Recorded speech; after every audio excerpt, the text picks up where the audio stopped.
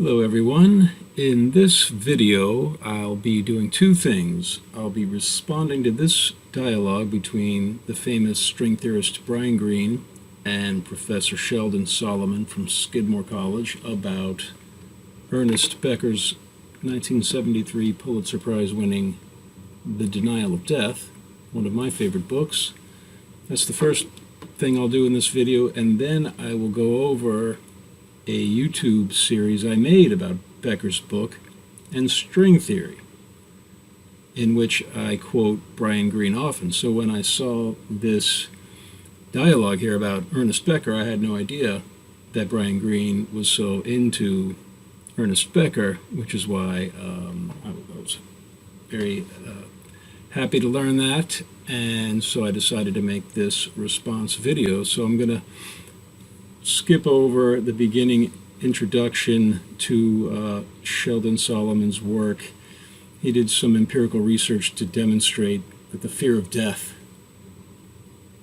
affects the way people respond to other people. But that's not going to be the focus of my video. I'm just getting into their opinion about Ernest Becker's theory, and then I'll explain how physics helps us achieve the kind of immortality ideology and understanding of string theory specifically, and how it mirrors Platonic cosmology, Jungian psychology, Vedic cosmology, how paying attention to that mirror symmetry between physics, psychology, religious, mythical cosmology is the path toward taking a leap of faith that we are eternally meaningful heroes in the eyes of an all-powerful God, which is what Ernest Becker says we need to believe in,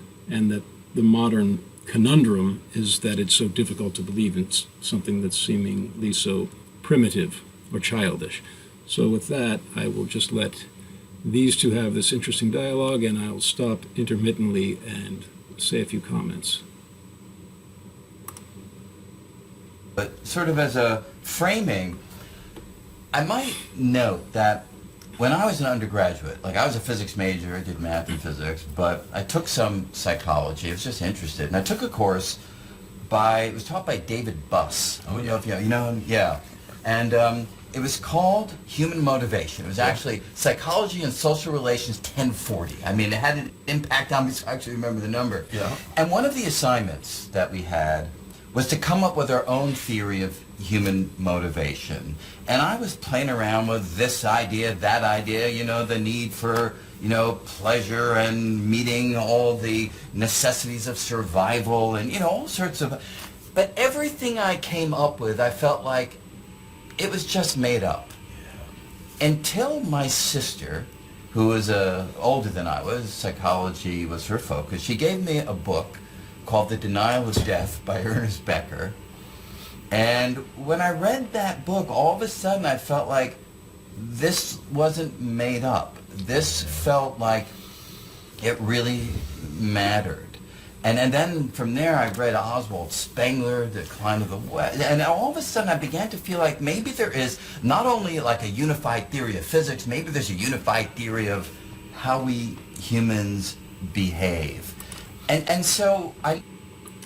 Okay, so he was a freshman in college studying math and physics. He took a psychology class because he was interested, and his older sister gave him The Denial of Death, this great book here.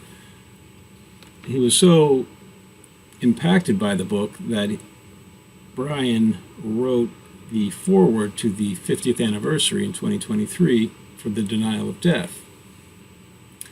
So let me just let him go on here. I put a few little bullet points of what I wanted to say. So both of these guys will explain their memory of the great day when they discovered the denial of death. So Brian, he even remembers the name of the class and the class number. I don't remember the class number, but I remember the class. It was Theology After Freud at Georgetown University in 2006. I had gone back to school, and Theology After Freud, so Sam Keen we read, and Ernest Becker, Freud, a bunch of thinkers, but of all of them, the denial of death was my favorite, and I've been incorporating it into the things that I write ever since then. So I got a degree at Georgetown University in liberal studies, and then a master's degree in political science from the University of Hawaii, and a PhD in philosophy and religion from the California Institute of Integral Studies in San Francisco, and the concentration was philosophy, cosmology, and consciousness. So I wrote my dissertation about the parallels between Jungian psychology and string theory, the holographic interpretation of string theory, and I quote Brian Greene a lot in my dissertation. I later then wrote a book, Psyche and Singularity, Jungian Psychology and Holographic String Theory, and the class is based on that book and Ernest Becker's book. So that's why I'm very interested in this dialogue between Brian and Sheldon. So let's continue with it. So now I'm skipping to a section where Brian discusses Becker's theory about how we are in a state of fear and trembling because of the idea of death and its inevitability, and how we strive for symbolic immortality, and how mathematics is for him the essence of symbolic immortality. So I'll discuss it a little bit more about what he says here, which is going to lead us to Plato's cave allegory. But first, let's hear what Brian says.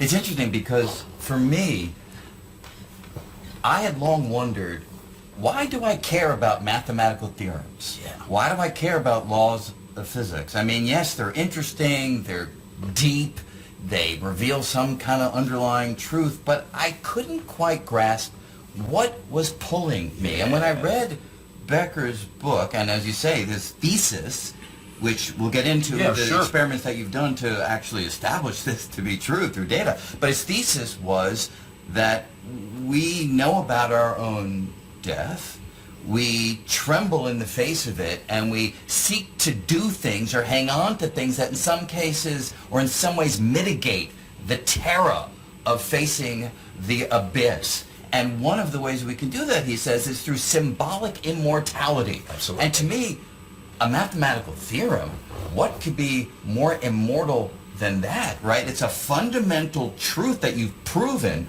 on the basis of certain assumptions, but once you prove a mathematical theorem, it's done. Yeah. If you didn't make a mistake, it's there for eternity in some sense. Over time. Yeah, and so what better way to have symbolic immortality than something that will last? And so the symbolic immortality. So for Ernest Becker, he said that he had returned, after studying the history of psychology after Freud, he came back to Soren Kierkegaard, the Christian existentialist of the 19th century, whose famous advice to the human species is that we must take a leap of faith in God. By virtue of the absurd, we must take this leap of faith in God.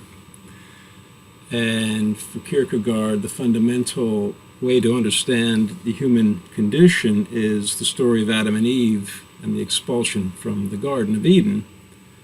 And it represents coming of the human being, the self-knowledge of a human being. Animals are aware, but humans are aware that we are aware. And with that self-awareness comes an awareness that we are in these material bodies and we are going to die. So the symbolic self is the self-aware self, the self that uses language and abstract reasoning and has the ability of self-reflection. And with that godlike ability comes this horrible fear that the animal body will die. And the desire is to live forever, and not only to live forever, but to expand our meaning to an infinite degree in the eyes of God. So I'll explain more about Becker's theory about why that is a human need, even if it doesn't correspond to some real objective. Even if there is no God, we have this innate desire to believe in God, and that the entire cosmos is this theater for heroism, and that we are these ultimate heroes in the eyes of God. So we're animal selves, we're symbolic selves, and then the immortality ideology, symbolic immortality. The self is a symbolic object according to Becker's reasoning. And it can live forever. So Brian talks about mathematical theorems. If once you prove them that they live forever, this is going to lead to Plato's cave allegory and the divided line analogy. According to Plato in the Republic, mathematical forms that describe nature are the eternal shadows or reflections of this higher order of absolute ideas, all of which radiate from the idea of the good, the ultimate idea of the good. So we'll discuss that. Brian rejects the Platonic cosmology, as we'll see. He does not believe in a soul. He does not believe in God. He does not believe in any inherent meaningfulness of the cosmos. That is precisely what Becker diagnosed as the modern neurosis of our scientific age. And Brian and Sheldon, neither of them take Becker's advice to take this Kierkegaardian leap of faith in this fantastical, mythical, scientific cosmology. So we'll get into that now. They both really appreciate Becker's diagnosis that everything we do is a kind of striving to deny that we will die, to participate in some kind of immortality ideology. Any kind of a group or ideology we identify with is ultimately an immortality ideology. So Brian and Sheldon agree with that, but they disagree with the prescription to believe in God. All right, so let's continue here with what Brian goes on to say. It suddenly gave me a framework for understanding the very things that had driven me since I was a kid. So I was really hooked into that. And then as I began to think about it and read more, I realized that this idea that Becker was providing had a long history. Absolutely. In philosophical thought. I mean, you could take us through it, but you go back to Plato and Socrates. The point of living is to learn how to die, or you go forward. And the world's religions, as we should get into, in some sense, can be interpreted in this scheme. Kierkegaard, this notion that we are these trembling beings and we have to grab onto something that will allow us to go forward. And on this goes through history. And so what was special about Becker? Was he synthesizing, would you say, this whole history? This history of this idea that the fear of death and the desire for immortality drives the human species more than anything else does trace back in the Western tradition to Plato, at least, especially in the Symposium. And so I'll go over a few sections from that Platonic dialogue where the priestess Diotima's explaining to Socrates about how everything in creation is motivated by the desire for immortality. And we'll go over the cave allegory, but this idea of this history of this idea of the fear of death and the need to overcome it, leading back to Plato. It also, in the Eastern tradition, I'll bring it back to the Vedanta tradition in texts such as the Bhagavad Gita. But by tracing that history of Western philosophy, especially from Plato up to the current, and as it manifests in physics, that history will demonstrate good reasons for taking a leap of faith in God. That's my argument. But Brian and Sheldon would not agree with my argument, do not agree with my argument, but let's just let them keep explaining. So now Sheldon's going to explain his take on what Ernest Becker was trying to do, and I think it's a good framework for what I tried to do in the YouTube series that we'll be discussing later.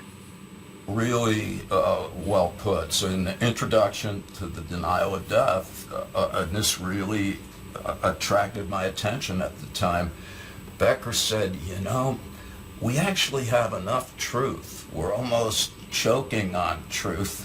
And that what's happened to us as academics is we've kind of become isolated in our disciplinary hideouts.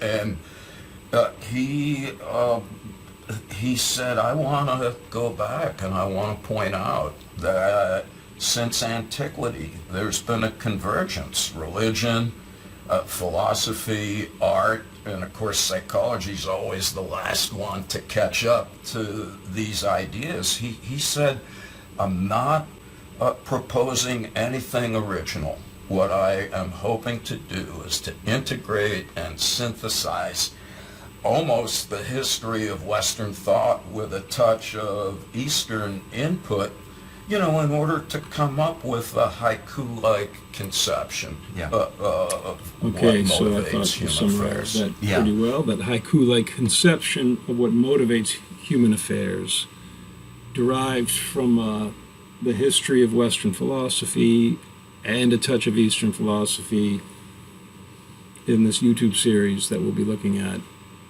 It's titled Immortality and the Unreality of Death, A Hero's Journey Through Philosophy, Psychology, and Physics. So the haiku-like conception that we'll be discussing is an equation that I translated from an equation Carl Jung created on February 29, 1952. I call it the leap day equation. He was equating psychic energy with mass following Einstein's E equals mc squared equation. He said psyche equals highest intensity in the smallest space. So according to general relativity, Einstein's theory of gravity, the highest intensity is infinite density of mass, and the smallest space is zero volume, a point of zero volume, and that's the definition of a gravitational singularity. So you can translate Jung's equation as psyche equals singularity. I say that's the haiku-like conception of the culminating wisdom of the Western tradition, which is very similar to the wisdom of the Vedic tradition, and furthermore it's mirrored by the holographic interpretation of string theory. That's the whole framework of this class, Immortality and the Unreality of Death. It's a YouTube series. It's free on YouTube. It's 16 hours of PowerPoint slides where I discuss this history of Western and Eastern philosophy and the history of physics and how they converge on this haiku-like conception, psyche equals singularity. Okay, so now I am going to skip to a place where Brian explicitly explains that he does not believe in a soul or any kind of eternal truth and that everything disintegrates. So it takes us to a dark place by his own admission. The existential abyss is what Sheldon calls it. Let me go over here. Just that life is transient. It's not just that life is finite here on planet. It's not just human beings are going to die.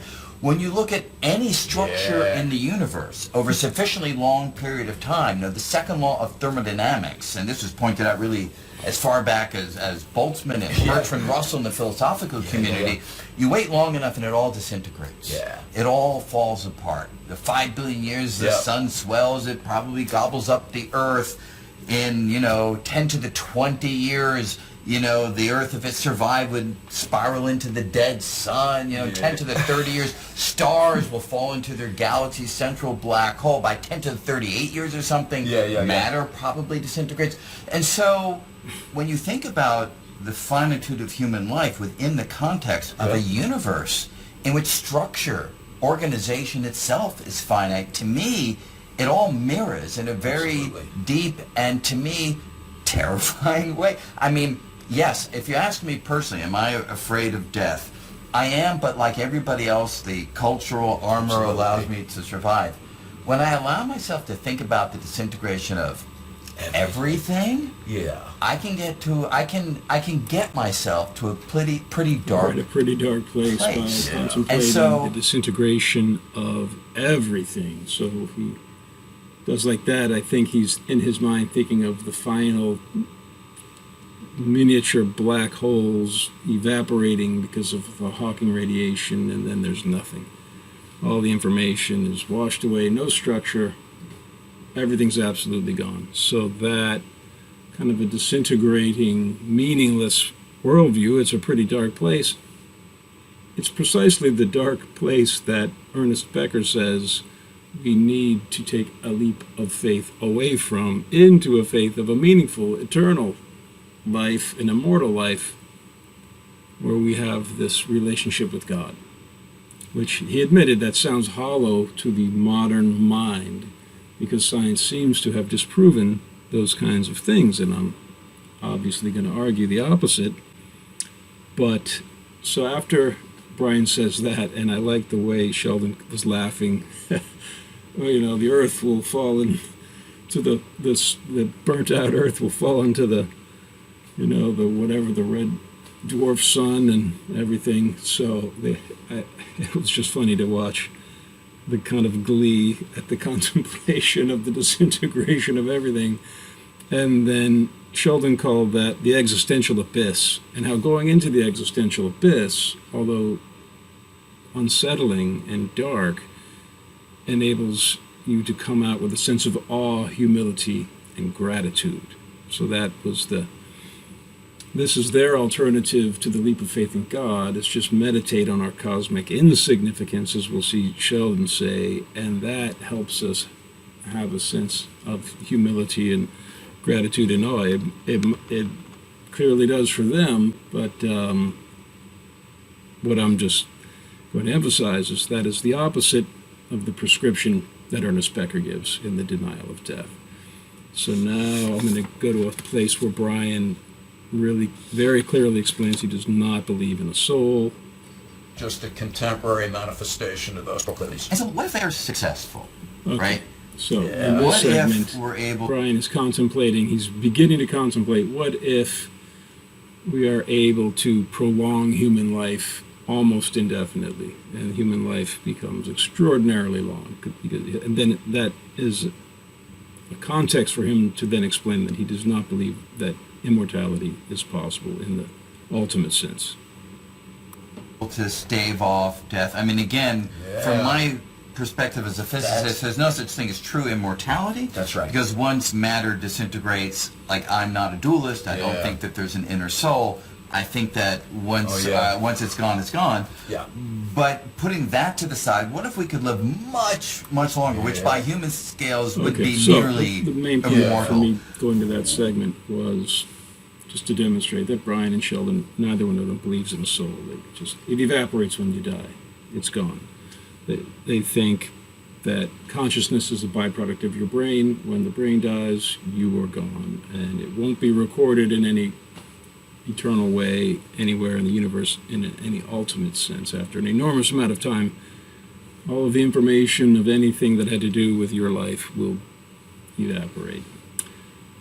So now he's going to explain that cosmology a little bit more in this last segment, which I agree with everything that you're saying, even though I phrase it slightly differently in a way that some people find unpleasant. But I view the world as being governed by insensate laws of physics that are sort of operating behind the scenes.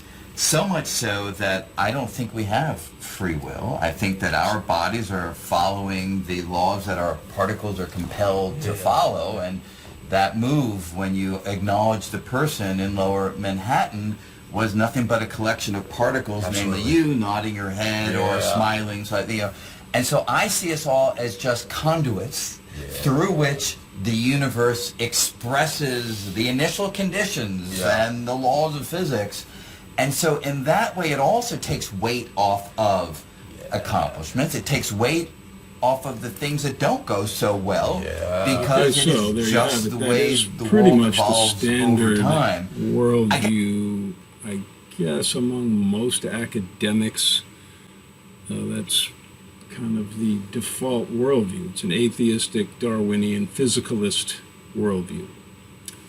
And I find these places where Brian very clearly expresses that worldview, and it just strikes me of how both of these professors can really love The Denial of Death by Ernest Becker so much, and yet so completely reject his prescription for this leap of faith in God, and furthermore double down on precisely the worldview that Becker says is creating this modern neurosis that gives us this crisis of heroism. That, according to Becker, it is not easy to perform your heroics in a satisfying way within this cosmology, that the world is this soulless machine that's going to disintegrate eventually into the meaningless void.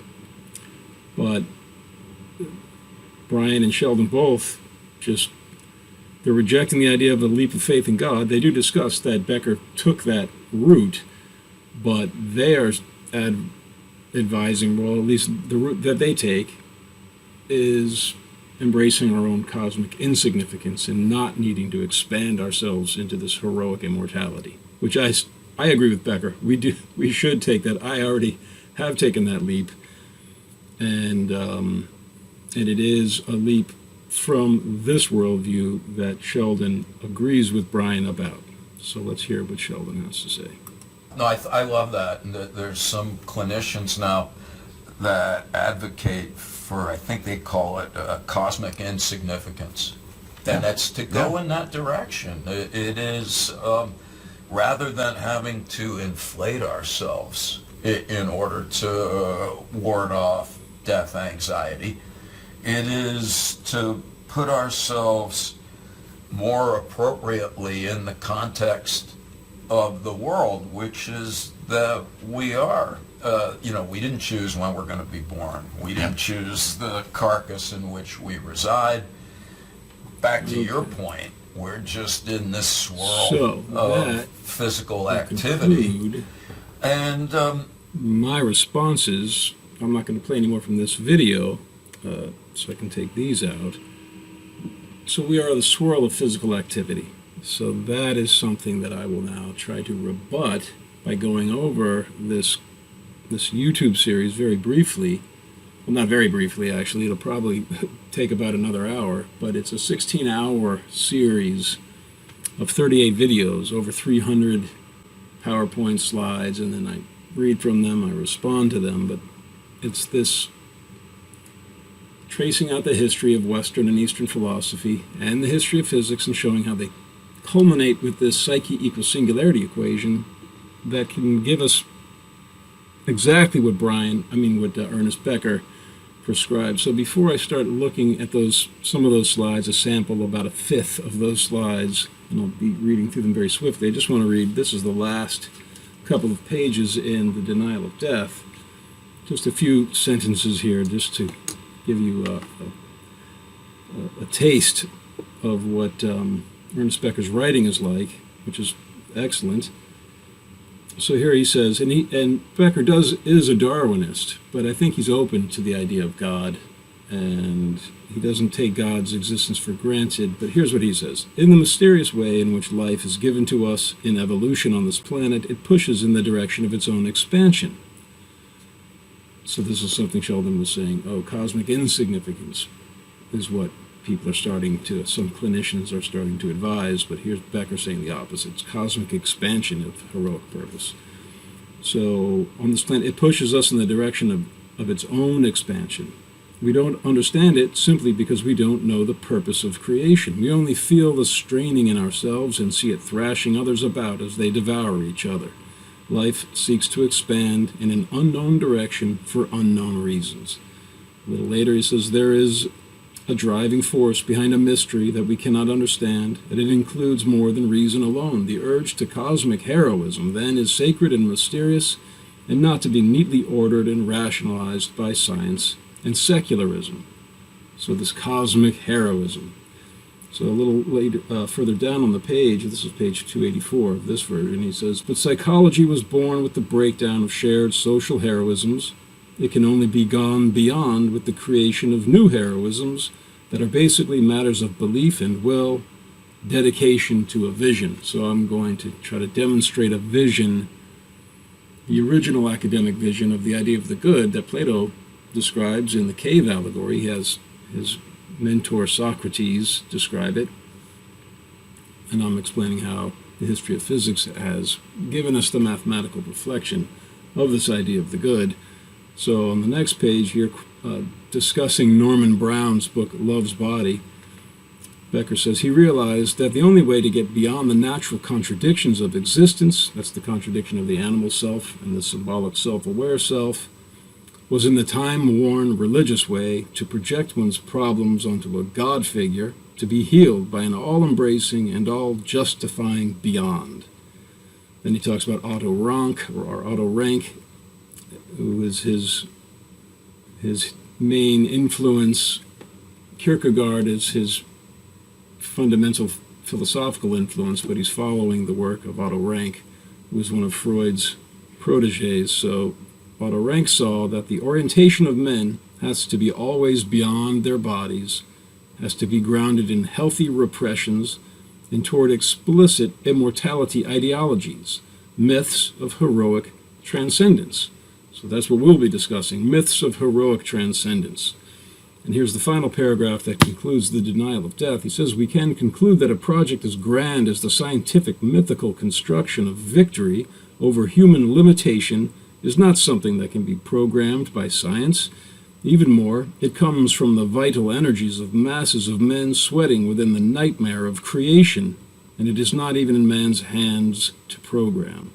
Who knows what form the forward momentum of life will take in the time ahead, or what use it will make of our anguished searching. The most that any one of us can seem to do is to fashion something, an object or ourselves, and drop it into the confusion, make an offering of it, so to speak, make an offering of it, so to speak, to the life force. So that is what I did. I made an offering to the life force in this YouTube series that we will now examine briefly.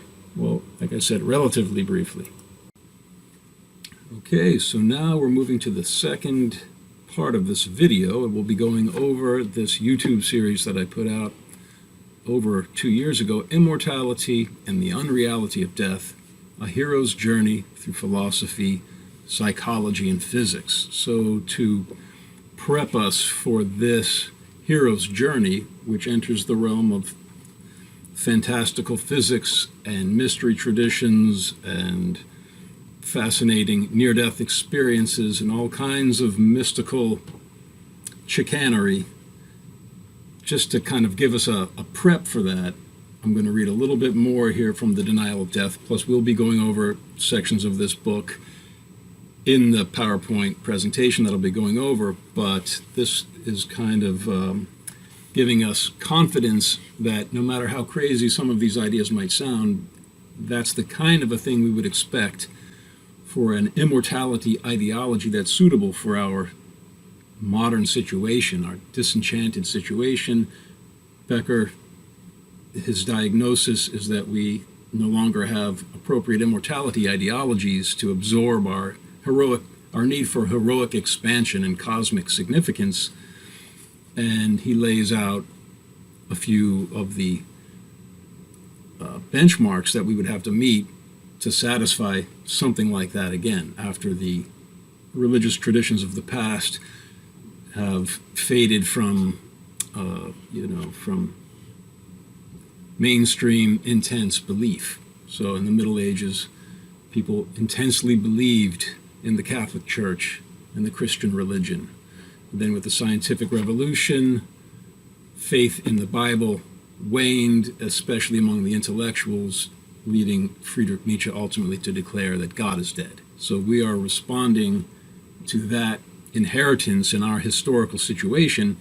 Okay, so here is what Becker says about the philosophical tradition from Blaise Pascal and Kierkegaard and G.K. Chesterton, the whole idea of taking a leap of faith by virtue of the absurd. So here is what he says on page 201 at the bottom. The upshot of this whole tradition of thought is that it teaches us once and for all that childlike foolishness is the calling of mature men. Just this way, Rank prescribed the cure for neurosis as the need for legitimate foolishness. The problem of the union of religion, psychiatry, and social science is contained in this one formula, so legitimate foolishness. He goes on to say, we said earlier that the question of human life is, on what level of illusion does one live? So no matter what life you're living in a world made of symbols, of abstract concepts and words. It's going to be inherently illusory. This is another thing that Friedrich Nietzsche pointed out. So which form of illusion is the ideal one to live with? This question poses an absolutely new question. It's not absolutely new, but An absolutely new question for the science of mental health, namely, what is the best illusion under which to live, or what is the most legitimate foolishness? If you're going to talk about life-enhancing illusion, then you can truly try to answer the question of which is best. You will have to define best in terms that are directly meaningful to man, related to his basic condition and his needs. I think the whole question would be answered in terms of how much freedom, dignity, and hope a given illusion provides. Freedom, dignity, and hope. These three things absorb the problem of natural neurosis and turn it to creative living. We have to look for the answer to the problem of freedom where it is most absent, in the transference, the fatal and crushing enslaver of men. All right, so let me stop right there.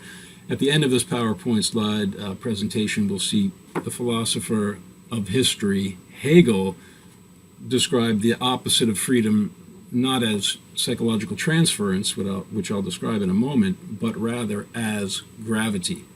The opposite of spirit is matter. Freedom is the essence of spirit. Gravity is the essence of matter. And the best way to study spirit, says Hegel, is to study its direct opposite, matter, and therefore gravity. I argue that when you take gravity, the essence of matter, to its infinite extreme in a gravitational singularity, that is the essence of freedom. It's the essence of spirit. It's the absolute idea from which spirit and nature emerge. So that's coming up at the end. But here, Becker is saying the opposite of freedom in a psychological sense is transference. So transference, we need to understand to help us understand these forthcoming slides. According to Freud, a child is terrified by the limitless universe, which is filled with threats and unknown boogeymen and horrible things in the child's imagination. And a child feels, as an organism, how dependent it is on its parents and how defenseless it is in relation to the rest of the world.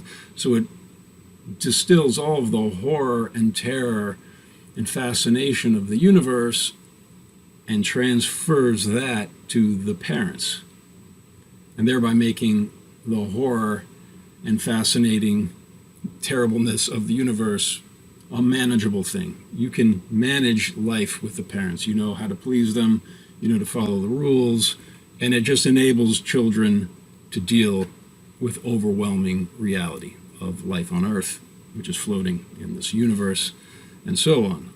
So then as we grow older, the transference from our parents gets projected on other people. And Freud came up with this idea when he realized that his patients, when he was psychoanalyzing them, started to deify him and see him as some kind of a great divine father figure. And his theory was they're transferring their childlike dependence on the parents onto the therapist. And he said a therapist should predict that will happen and can help use that to cure the patient. But so what Becker is pointing out is that that transference of our childhood adulation and sort of deity worship of our parents gets transferred to teachers, therapists, authority figures of various kinds, different religious groups, political groups, any group. You will transfer this awe and terror of the universe that you first put onto your parents. Now you're going to project it to some group. And if someone else attacks that group or disrespects it in any way, you take that as an attack on the very thing which protects you from the horror and the terror of the universe. It protects you from death. So it seems as if they're attacking your very self. Your symbolic self is under attack. That's why people react so emotionally when they're thinking in terms of identification or solidarity with particular groups. And this is something that Sheldon Solomon did some empirical research about. For example, telling judges that, in a questionnaire, what do you think about your mortality? Those who had that question in the questionnaire were 9 times more punitive when setting the bond for prostitution. Normally it was $50, so I guess the ones who were reminded of death were setting it at $450 because they saw that prostitution as an attack on their moral code. And the idea of death made them think of their moral code, their immortality ideology. And now all of a sudden they're thinking, oh, I might die. What's protecting me from the horrors of death? Oh, my moral code. Oh, this prostitute is attacking my moral code, now 9 times more punitive. That was one of the empirical experiments that Sheldon Solomon and his 2 colleagues performed. But, all right, so getting back to this book here, Becker says, the transference fetishizes mystery, terror, and power. It holds the self bound in its grip. Religion answers directly to the problem of transference by expanding awe and terror to the cosmos, where they belong. It also takes the problem of self-justification and removes it from the objects near at hand. We no longer have to please those around us, but the very source of creation, the powers that created us, not those into whose lives we accidentally fell. So originally the child takes the awe and terror of the universe and transfers it to the parents, and then to the teachers, and to the priests, and to the political leaders, or celebrities, or sports heroes, or whoever it is. But ultimately, says Becker, we need to transfer that awe and terror of the universe back onto the universe, come full circle, in the form of some kind of a religious immortality ideology that explicitly deifies the universe. And the transference will now find its proper place. And then you can enter a life of creative illusion. This is what he's saying. Whether God exists or not, this is what the human psyche needs. If you study the history of psychology after Freud, it brings us back to Kierkegaard. That's his main theme of the book. All right, so skipping over to page 203 on the bottom right paragraph, he says, well, a little bit above that, he says, God consciousness is not only regressive transference, but also creative possibility. Best of all, of course, religion solves the problem of death, which no living individuals can solve, no matter how they would support us. Religion then gives the possibility of heroic victory in freedom and solves the problem of human dignity at the highest level. The 2 ontological motives of the human condition are both met. The need to surrender oneself in full to the rest of nature, to become a part of it by laying down one's whole existence to some higher meaning, and the need to expand oneself as an individual heroic personality. Finally, religion alone gives hope, because it holds open the dimension of the unknown and the unknowable, the fantastic mystery of creation that the human mind cannot even begin to approach, the possibility of a multidimensionality of spheres of existence, of heavens and possible embodiments that make a mockery of earthly logic, and in doing so it relieves the absurdity of earthly life, all the impossible limitations and frustrations of living matter.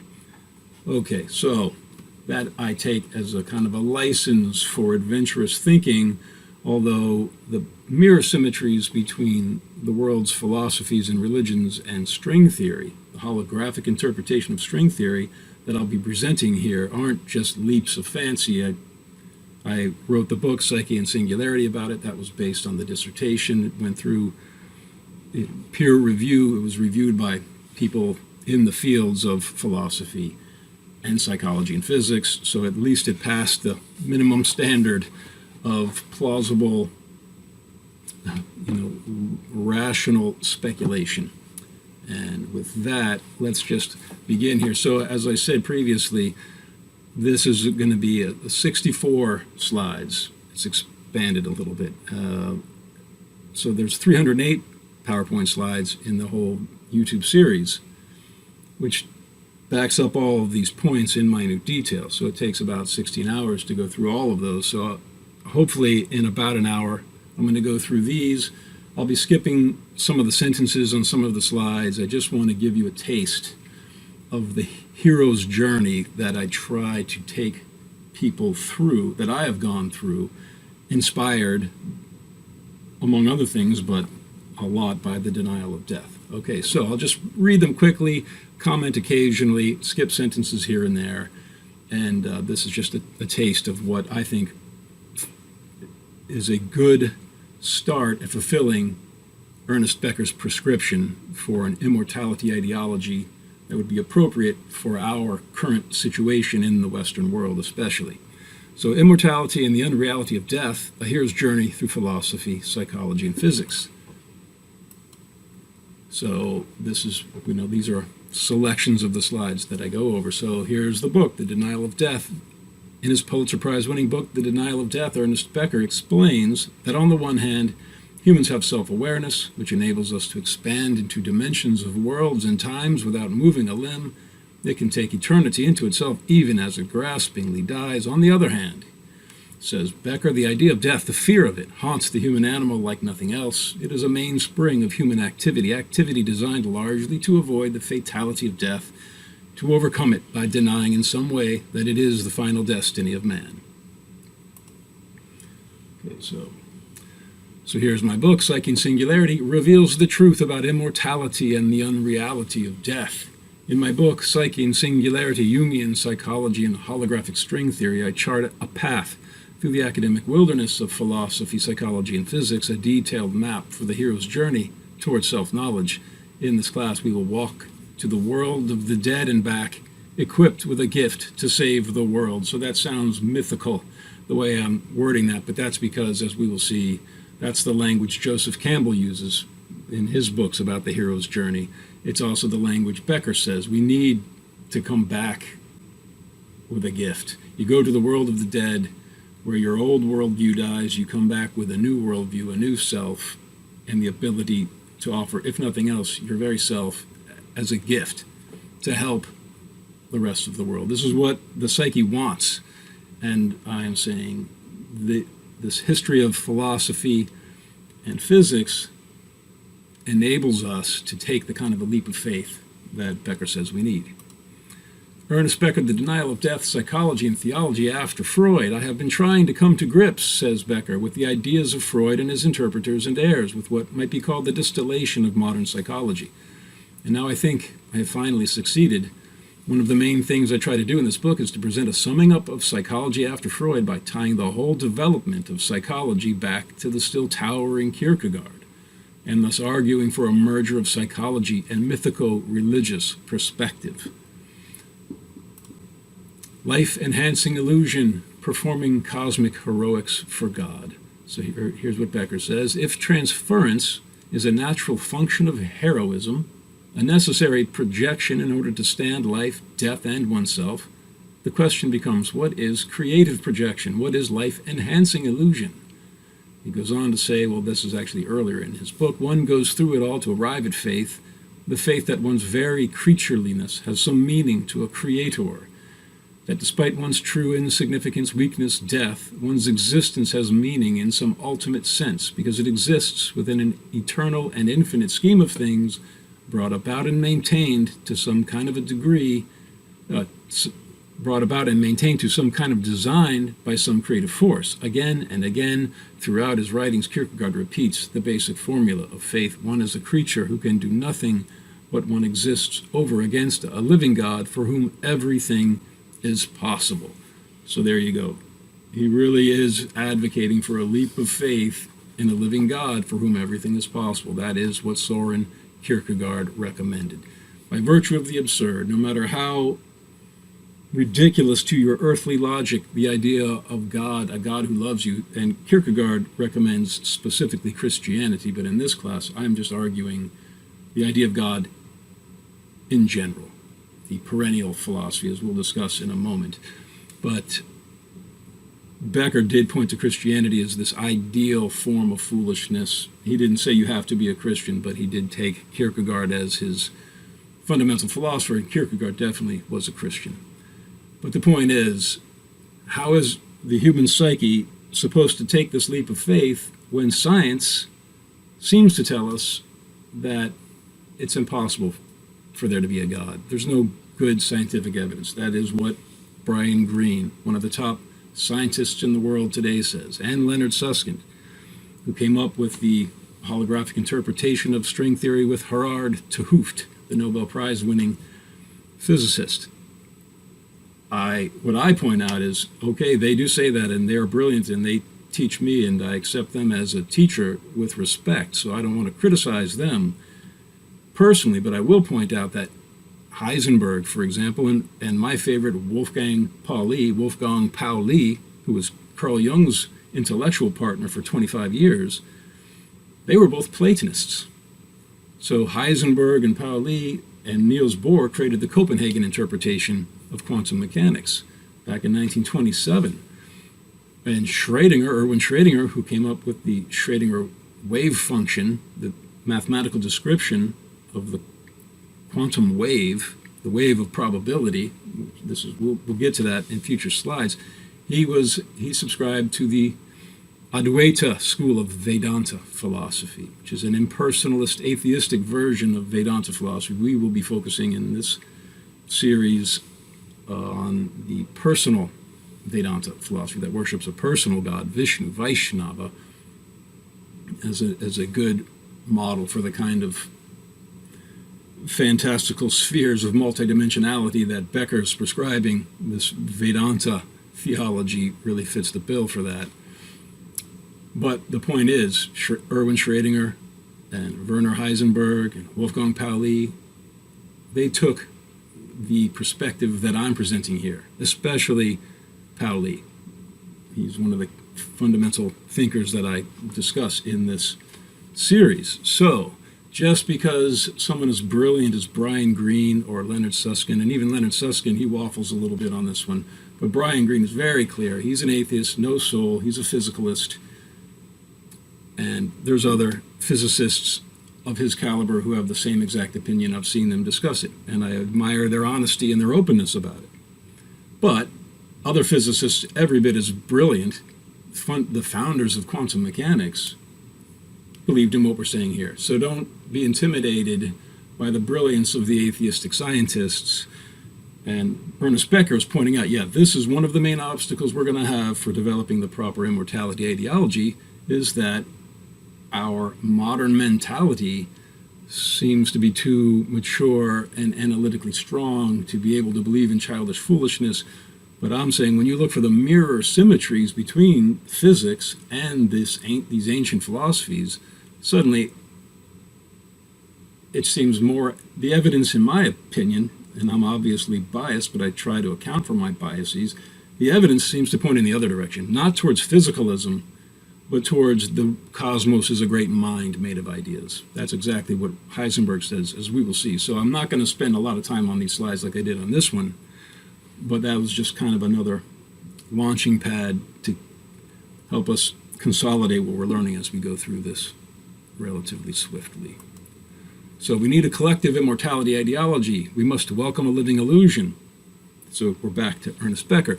This is Rank's devastating Kierkegaardian conclusion. If neurosis is sin and not disease, then the only thing which can cure it is a worldview, some kind of affirmative collective ideology in which the person can perform the living drama of his acceptance as a creature. Neurosis is the contriving of private obsessional ritual to replace the socially agreed one now lost by the demise of traditional society. The modern neurotic must do just this. If he is to be cured, he must welcome a living illusion. It is one thing to imagine this cure, but it is quite another thing to prescribe it to modern man. How hollow it must ring in his ears.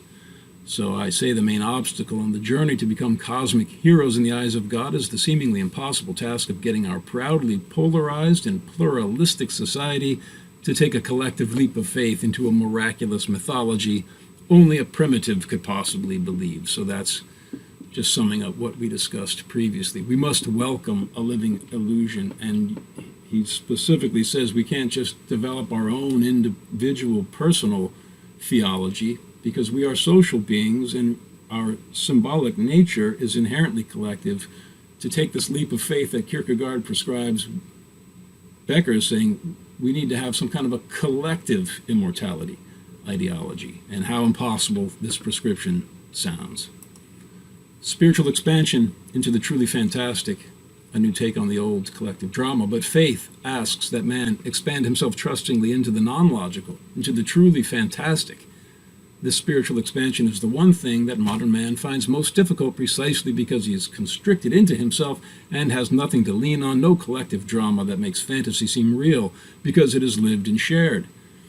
I say we will now see how the collective drama of the history of philosophy has brought us full circle back to the Vedanta philosophy of ancient India and Plato's Greek philosophy, both of which presage and flesh out my academic claim that each of us is a gravitational singularity, the truly fantastic point of infinite constriction and expansion that breaks the logical laws of physics from which it emerged like the shell of an egg.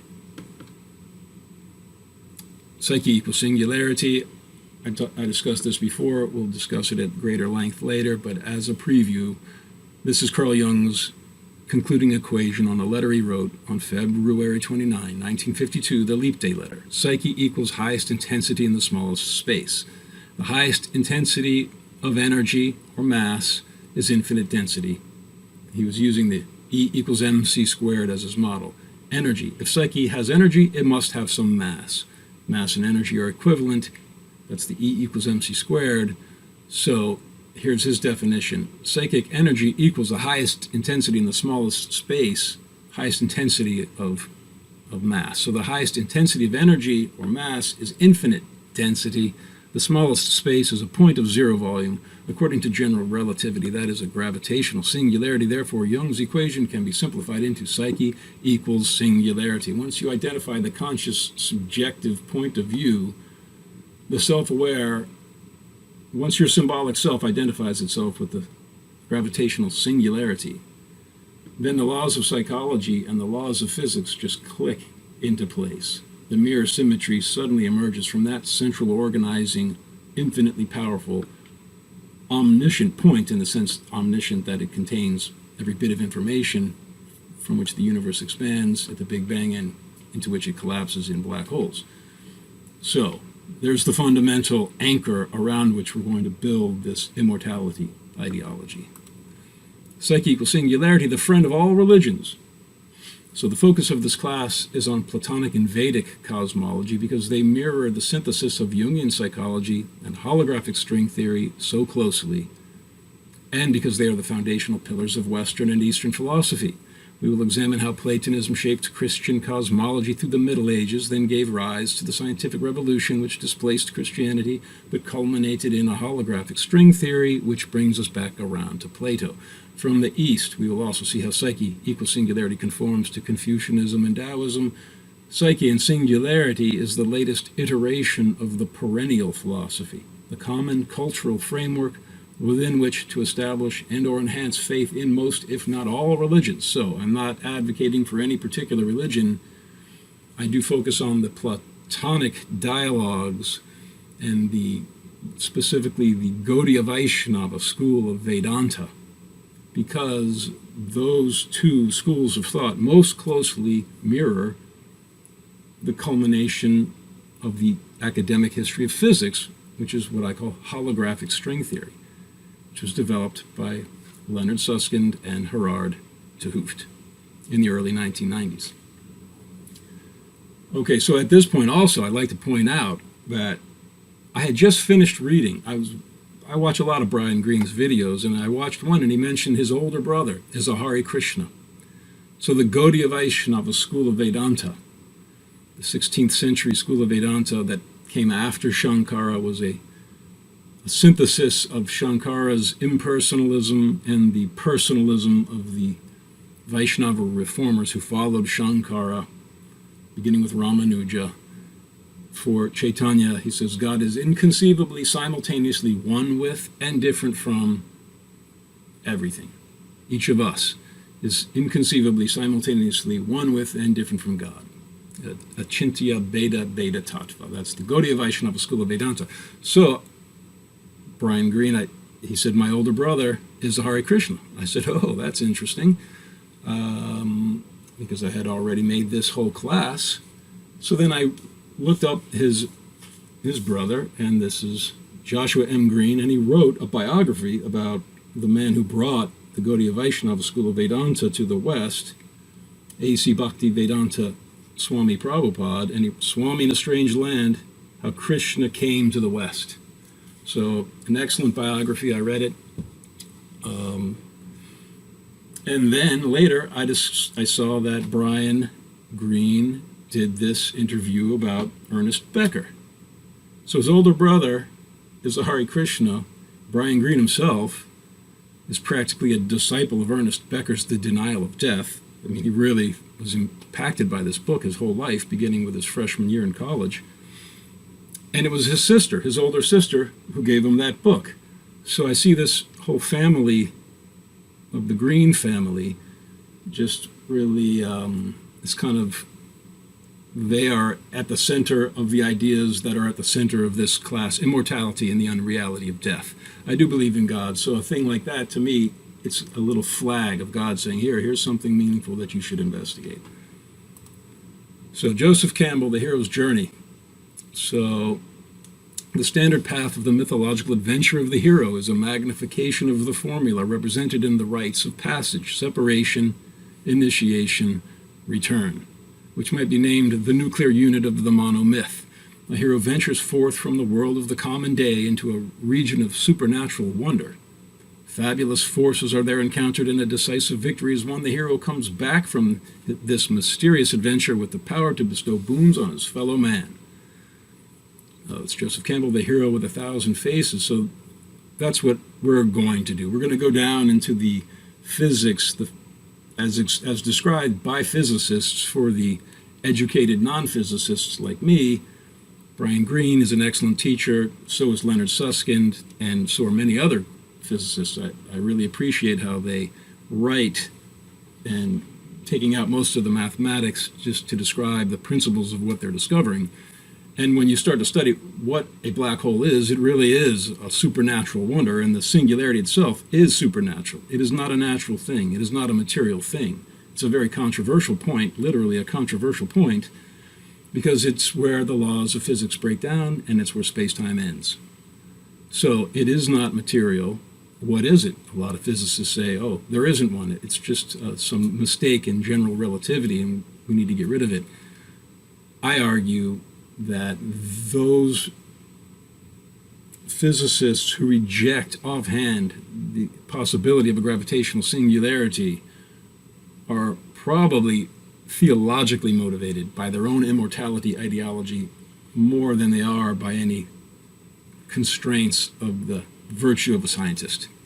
That's what I think, because if you do admit the existence of a singularity, then you admit that the source of the physical world is something non-physical. It's omnipresent for reasons we'll explain, and it's omnipotent. It starts to sound like God. That is what Pope Pius XII said in 1952, I believe it was. We have a slide here that we'll look at. That it's evidence for creation from the hand of God, the Big Bang Theory, which was developed initially by a Jesuit priest, George Lemaitre, in 1927. 1927 was a big year. Quantum mechanics, the Big Bang Theory, which are two fundamental ingredients of the immortality ideology we're trying to develop here.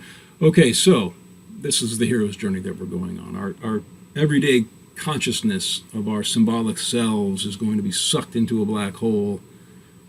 It's a dangerous process. For example, you can start to identify yourself with the archetypes of the collective unconscious, and then your ego gets inflated and you have this explosive situation. So a process like this isn't without its dangers, but according to Ernest Becker, it's the calling, the dangerous calling that we should all take. So let me just keep going here. I go over all these in great detail in this series, so I should just keep moving more quickly. The hero path. We have not even to risk the adventure alone, for the heroes of all time have gone before us. The labyrinth is thoroughly known. We have only to follow the thread of the hero path. And where we had thought to find an abomination, we shall find a god. Where we had thought to slay another, we shall slay ourselves. Where we had thought to travel outwards, we shall come to the center of our own existence. And where we had thought to be alone, we shall be with all the world. Joseph Campbell. So the center of a black hole, that is us. I think there's a lot of parallels that you can pick up. The hero's journey, spiritual center of gravity. So this is again, Joseph Campbell, the first stage of the mythological journey, which we have designated the call to adventure, signifies that destiny has summoned the hero and transformed his spiritual center of gravity from within the pale of his society to a zone unknown. The call to adventure transformed his spiritual center of gravity from within the pale of his society to a zone unknown. So here is a depiction of Jesus in the desert for 40 days and 40 nights, called out of society into a zone unknown, the spiritual center of gravity. I'm saying the spirit is a point of infinite gravity in the center of a black hole and at the center of the Big Bang universe. So this is from a professor of mine, Sean Kelly, in his book Individuation and the Absolute, Hegel, Jung, and the Path Toward Wholeness. Gradually, the center of gravity shifts from the ego to the self. That's what we are trying to accomplish here. Sean Kelly was on my dissertation committee. He was the chair of that dissertation committee. I'm very grateful to him for helping me get these ideas out, and they are very consistent with what he says in this great book, Individuation and the Absolute. Footnotes to Plato, Process and Reality. So here is the great mathematician and theologian Alfred North Whitehead, philosopher, theologian. Famous quote from Whitehead: "The safest general characterization of the European philosophical tradition is that it consists of a series of footnotes to Plato." So I agree with that, and with that we're going to now go through some of the Plato slides that are in this class, and we'll begin to see about the mirror symmetry between physics and psychology and philosophy. Plato Symposium. All right, so Ernest Becker says the denial of death, the fear of death, the longing for immortality is the fundamental mainspring of human activity. Okay, is that a footnote to something that Plato said? Indeed it is. This is the Symposium that Plato wrote, one of the dialogues, and in this one there's a wine party and the different gentlemen are discussing eros, what is love? And when it gets to Socrates' turn, he says, you know what, I'm going to tell you what a priestess named Diotima told me, that I agree with completely. So this is what Diotima told Socrates, as Socrates recalls. Diotima on love and the passion for immortality. So the beginning is bodily love for procreation, sex. Love never longs for either half or the whole of anything except the good. For men will have their hands and feet cut off if they are once convinced these members are bad for them. And why all this longing for propagation? Because it is the one deathless and eternal element in our mortality, and since we have agreed that the lover longs for the good to be his own forever, it follows that we are bound to long for immortality as well as the good, which is to say that love is a longing for immortality. We want what is good. If you know that your leg is going to rot and kill you, and therefore is bad for you, you will have your leg cut off.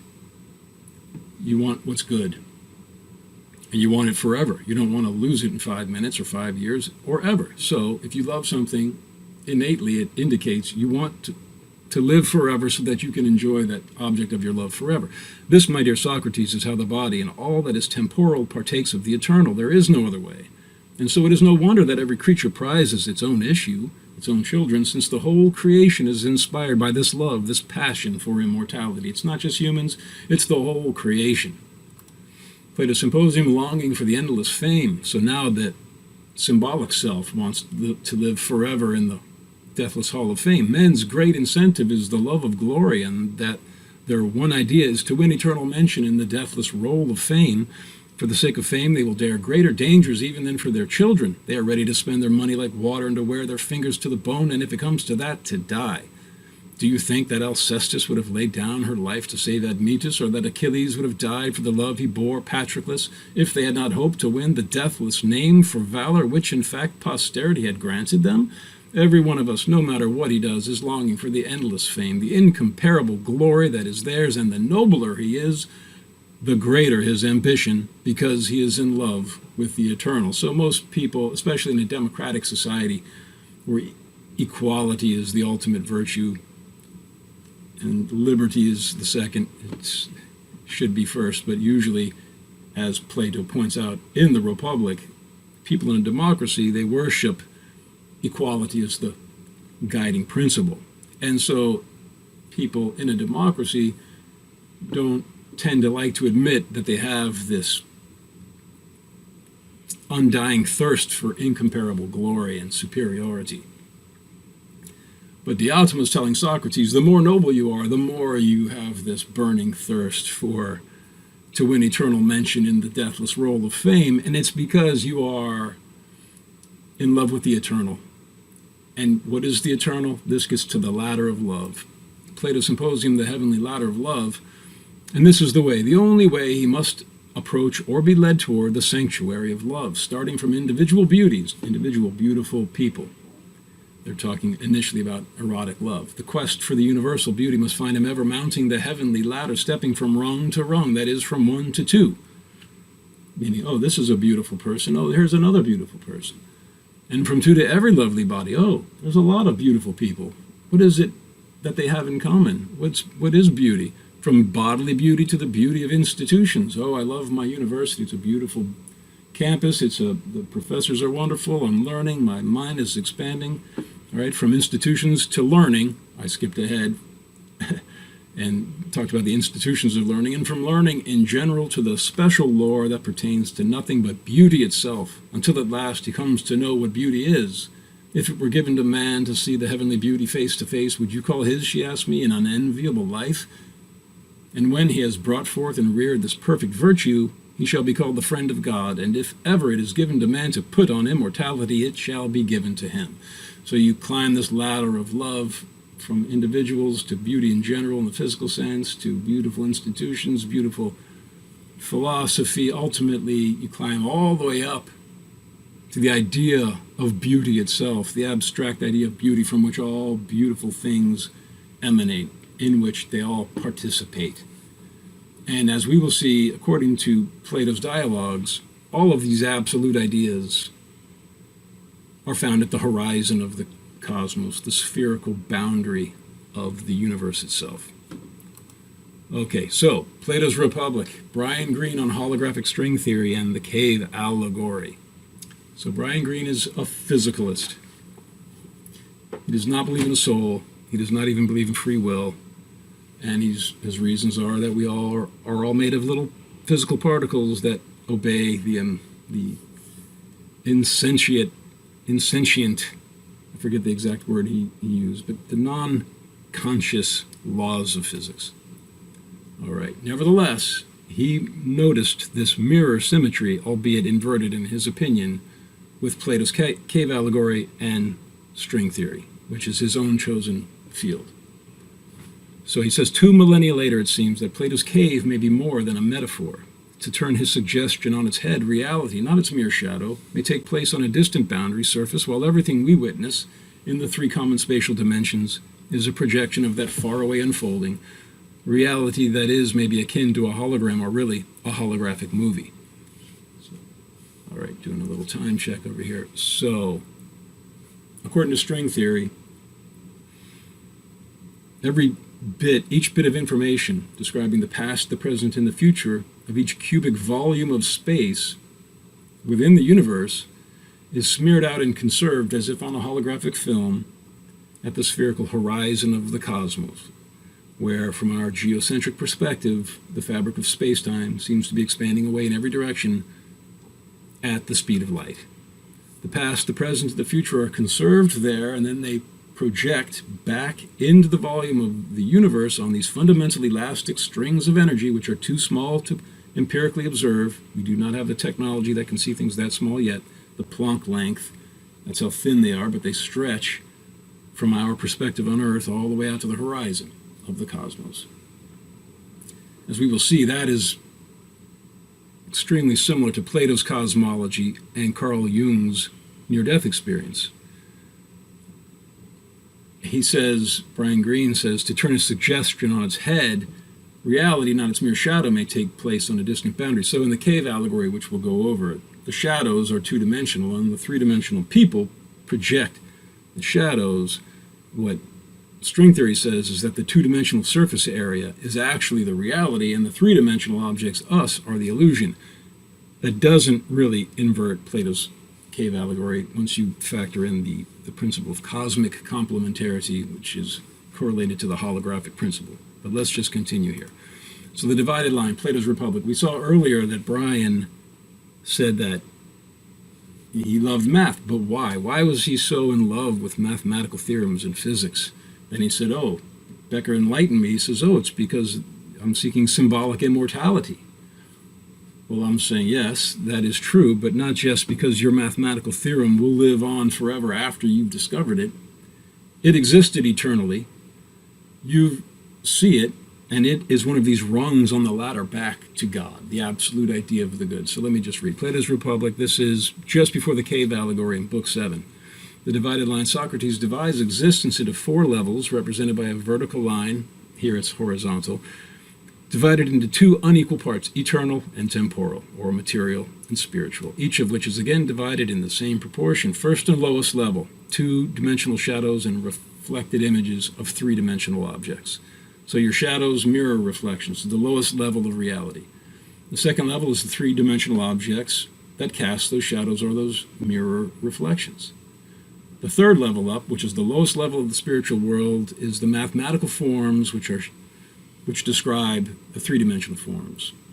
So the mathematical forms that describe the laws of the interactions of 3-dimensional forms, that's the lowest level of the spiritual world. And those mathematical forms are like shadows or mirror reflections of the absolute ideas at the highest level of this 4-tiered cosmology. The absolute form of tree, the absolute form of beauty, the absolute form of table, whether it's a typically what we would consider a concrete object or an abstract idea like beauty.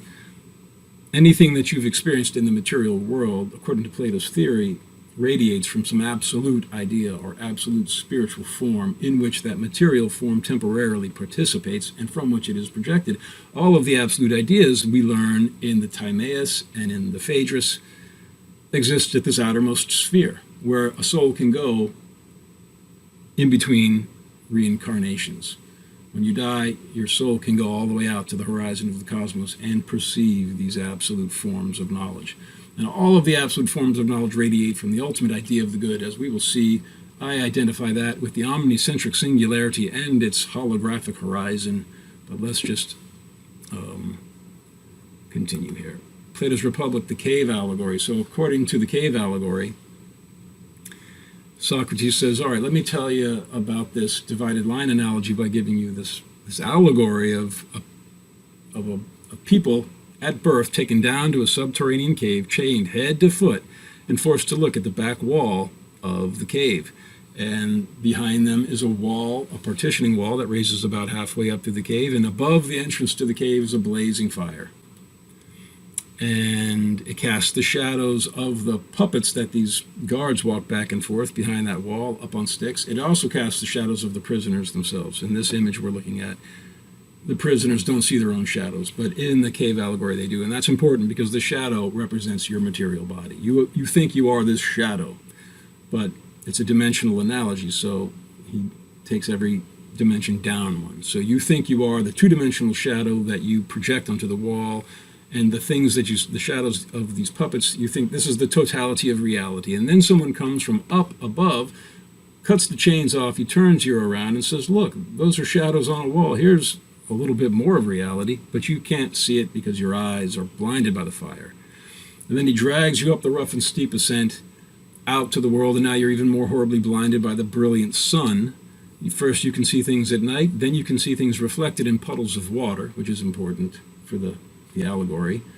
You can see trees reflected in water and yourself, but you can also see the sun reflected in water, and ultimately you can look at the sun itself.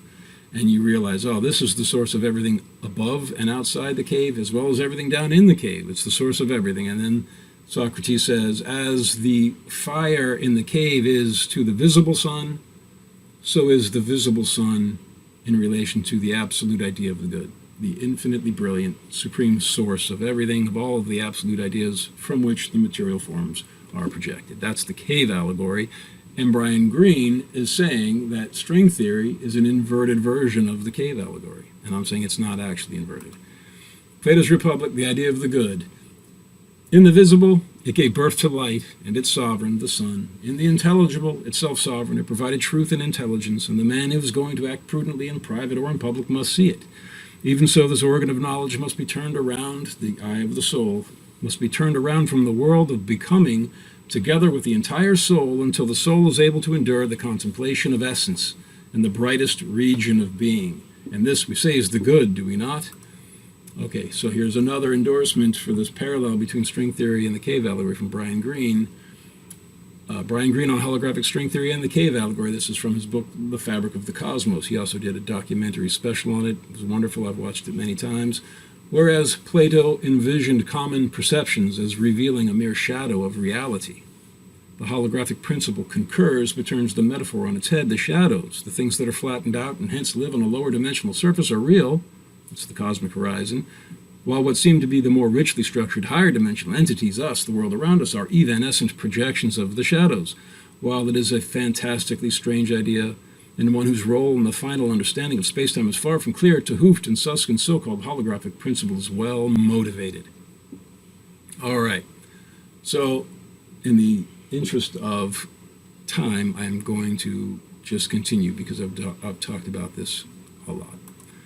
The myth of and the threads of destiny, NDE at the cosmic horizon. So the Republic ends with the near-death experience of a soldier named It's called the myth of usually. And so wakes up on his own funeral pyre and he recalls his journey, his disembodied psyche, traveled all the way out to the horizon of the cosmos, but in this version it's depicted as a hemisphere of concentric bowls which represent the orbits of the planets. The outermost rim of the sphere, he saw out there the three fates, the three singing sister goddesses who represent the past, the present, and the future, and they were handling each reincarnating soul's thread of destiny.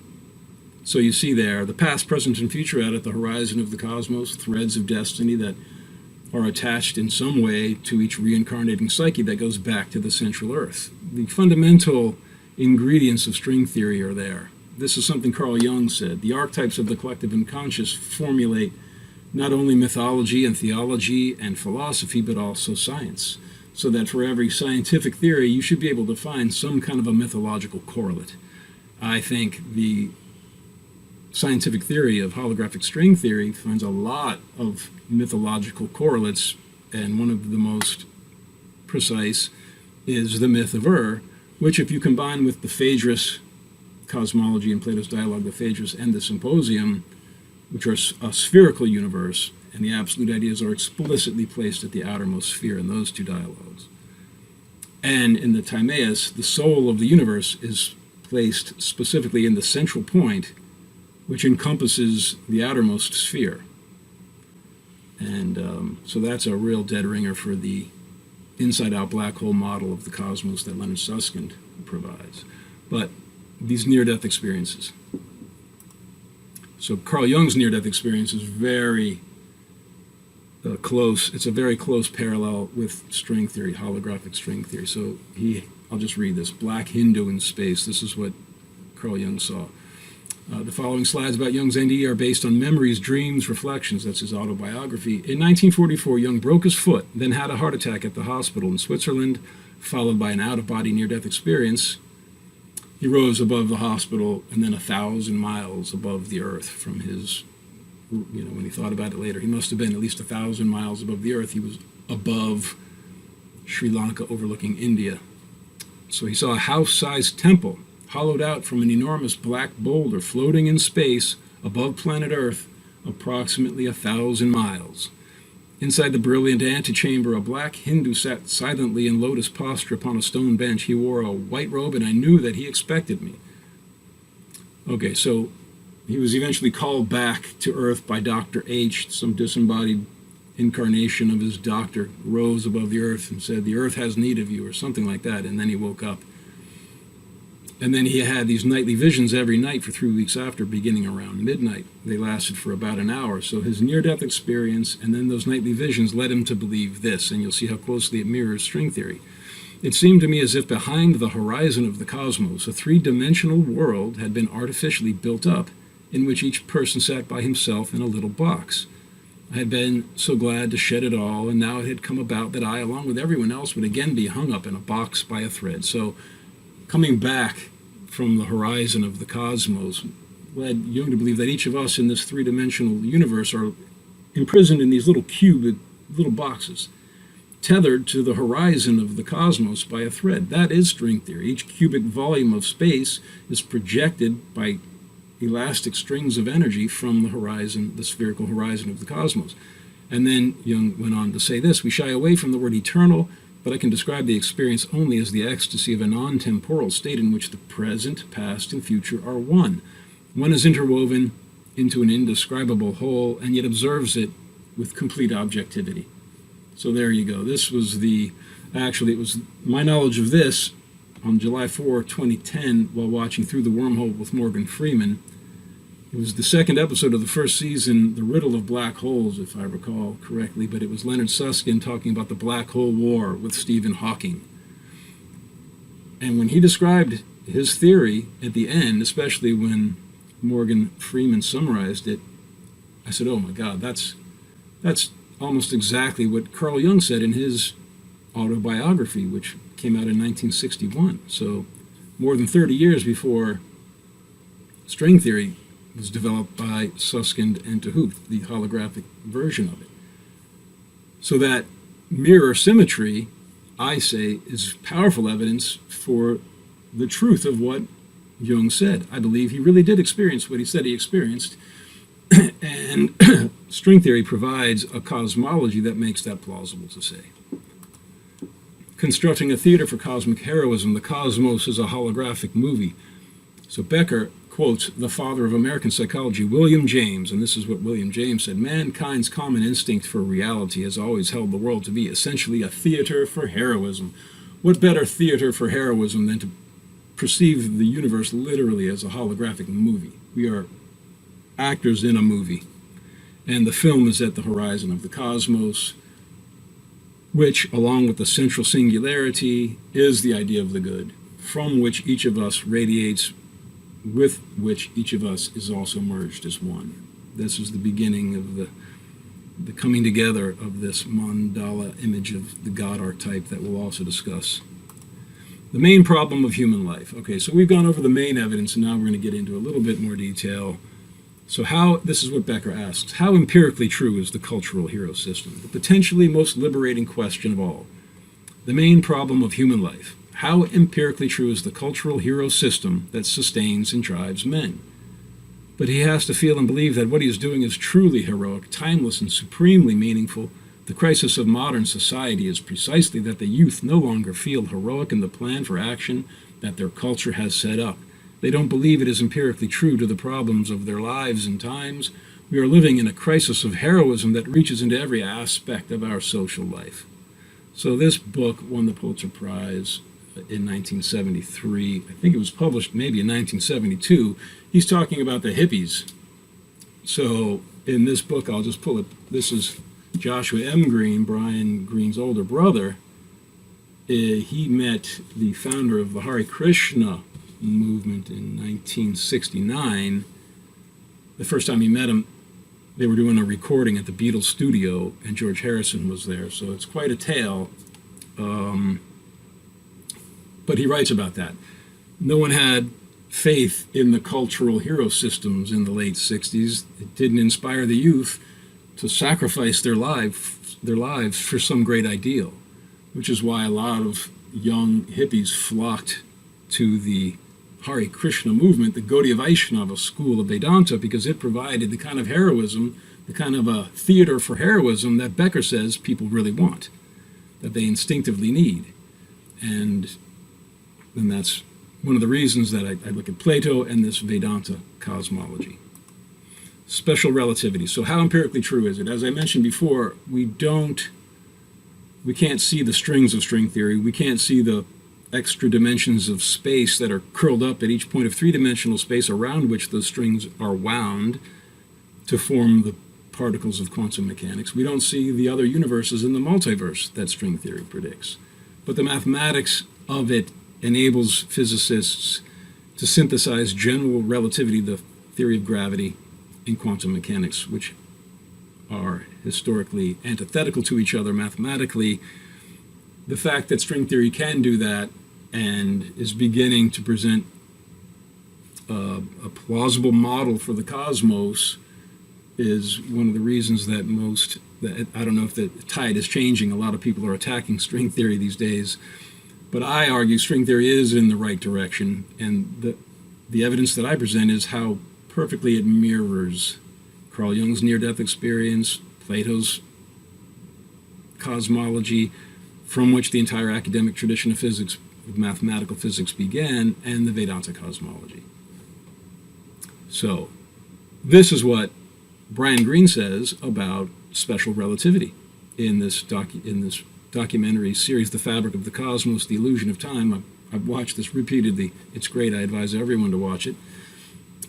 So Brian is a Darwinist and a physicalist. And he says, over enormous amounts of times, the Earth dies, it collapses into the sun, everything collapses into the black hole in the center of the galaxies. Those black holes eventually evaporate. Everything evaporates, and there's nothing. There's nothing left. Everything's disintegrated.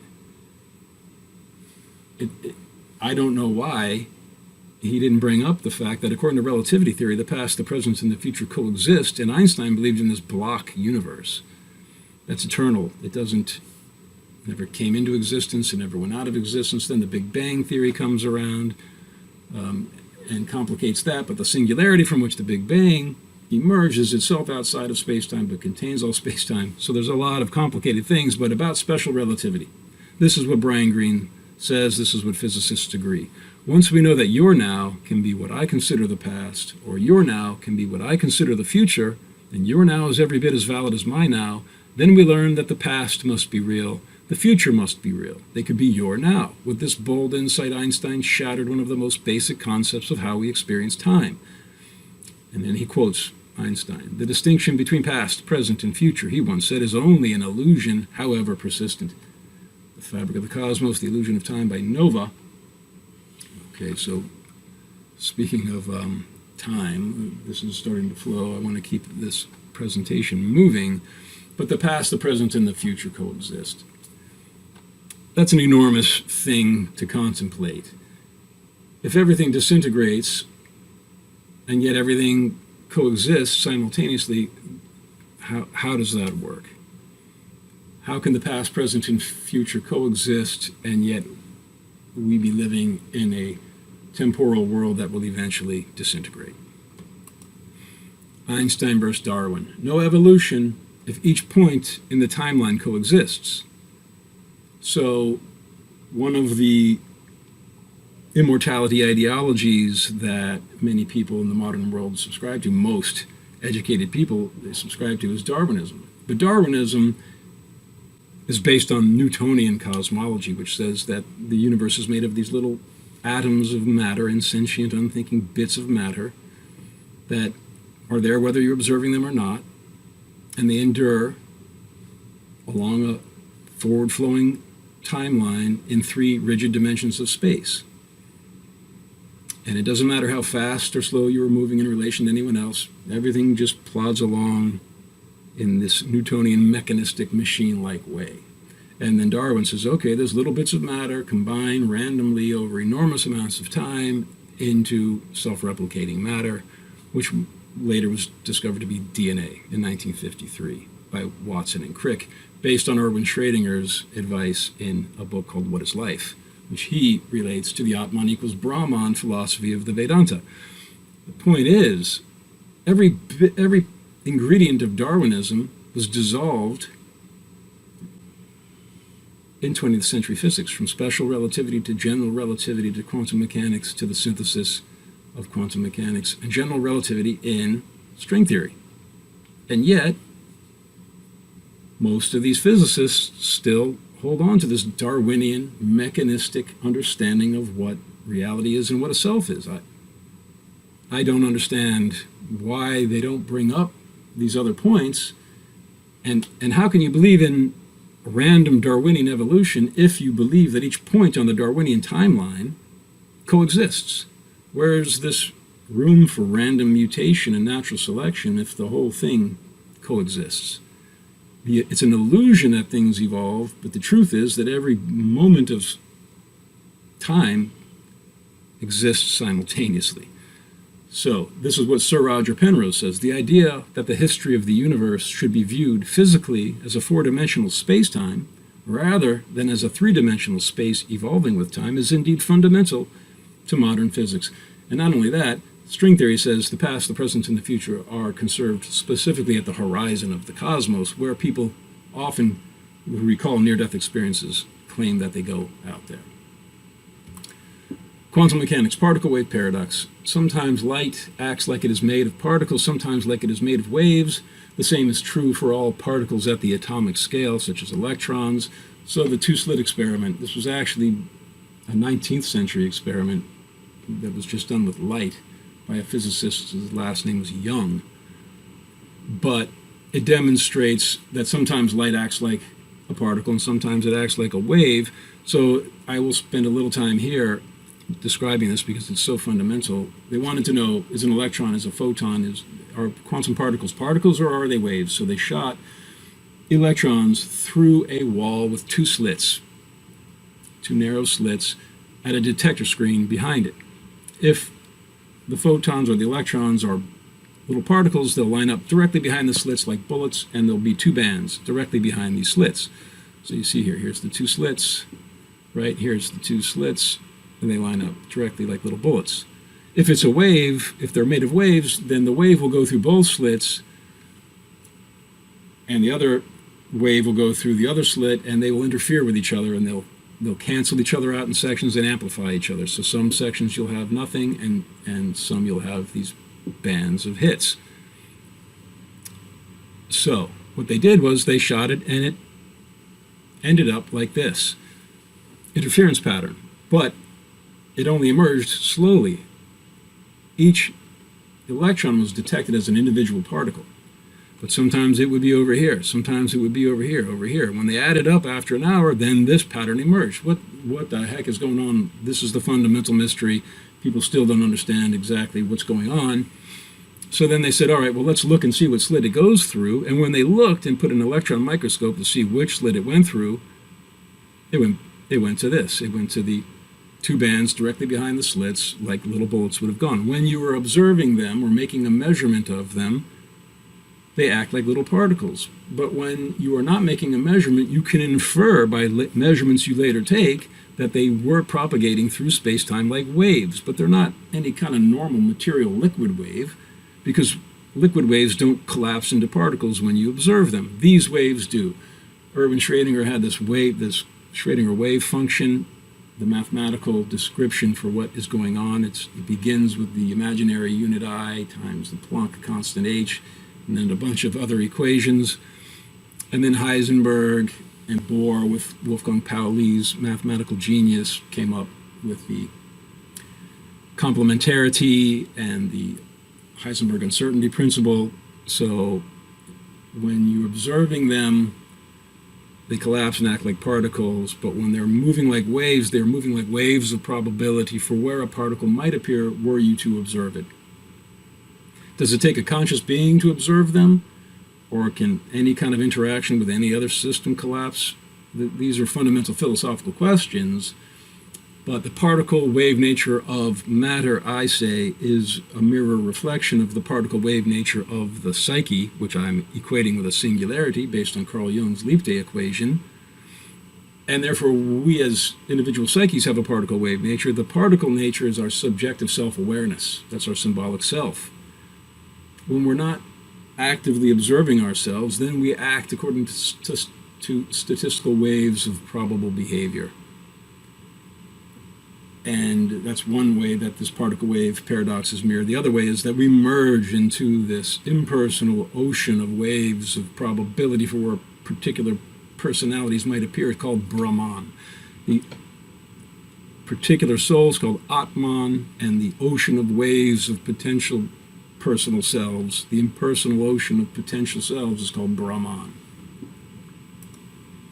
So particle wave, Atman, Brahman.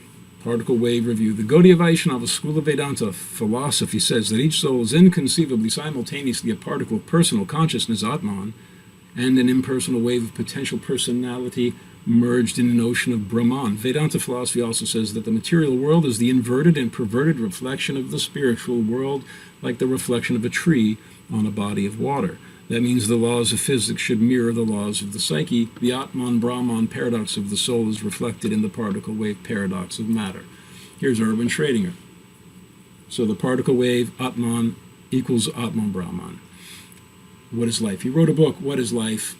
In the epilogue is what we're going to be reading here. That book, he was applying quantum physics to biology to try to come up with what is the self-replicating biological unit, and it inspired the discovery of DNA.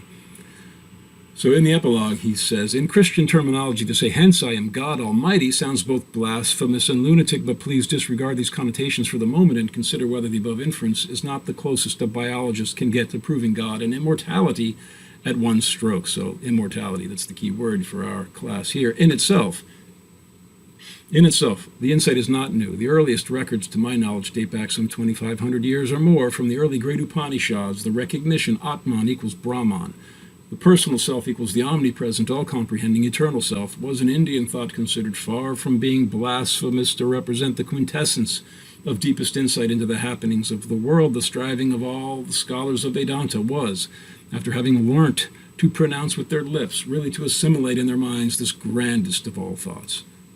Here is Werner Heisenberg, and here in an anthology, Quantum Questions by Ken Wilber, some of the world's greatest physicists talk about their philosophical opinions. So we just saw Schrödinger say he believes in the Atman-Brahman equation. So now Heisenberg was a Platonist. So just keep in mind that we saw Brian Greene very clearly explain his philosophy, his cosmology as a physicalist. And here is Heisenberg.